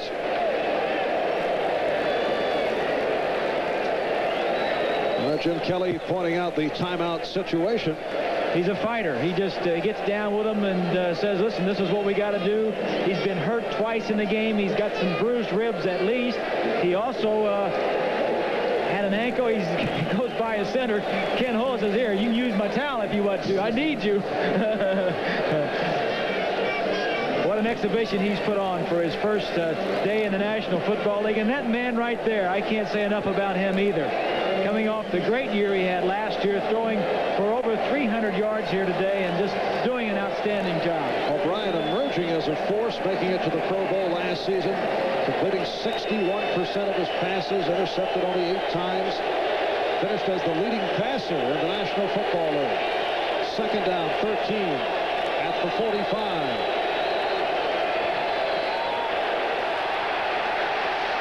McNeil for a short pickup. Nose tackle Fred Smerlas combining with Eugene Marv, and we get the 2-minute warning. And with the timeout, let's pause for these words. Welcome back to Buffalo, where we have seen a duel of quarterbacks. Jim Kelly making his National Football League debut. Ken O'Brien in his 4th year out of California Davis, both from the class of '83, a slew of outstanding quarterbacks, producing the likes of John Elway, Dan Marino. And both of them doing it in different ways. Kelly, of course, coming in and having to play immediately, not knowing much of the offense, and O'Brien being sat down for a year, 2 years to learn the offense. Joe Walton taught him very well, and you see the two different sides of, you know, Kelly is going to get better and better. I don't know how much better he can get to this, but he certainly is reacting very well. He plays third down, 11.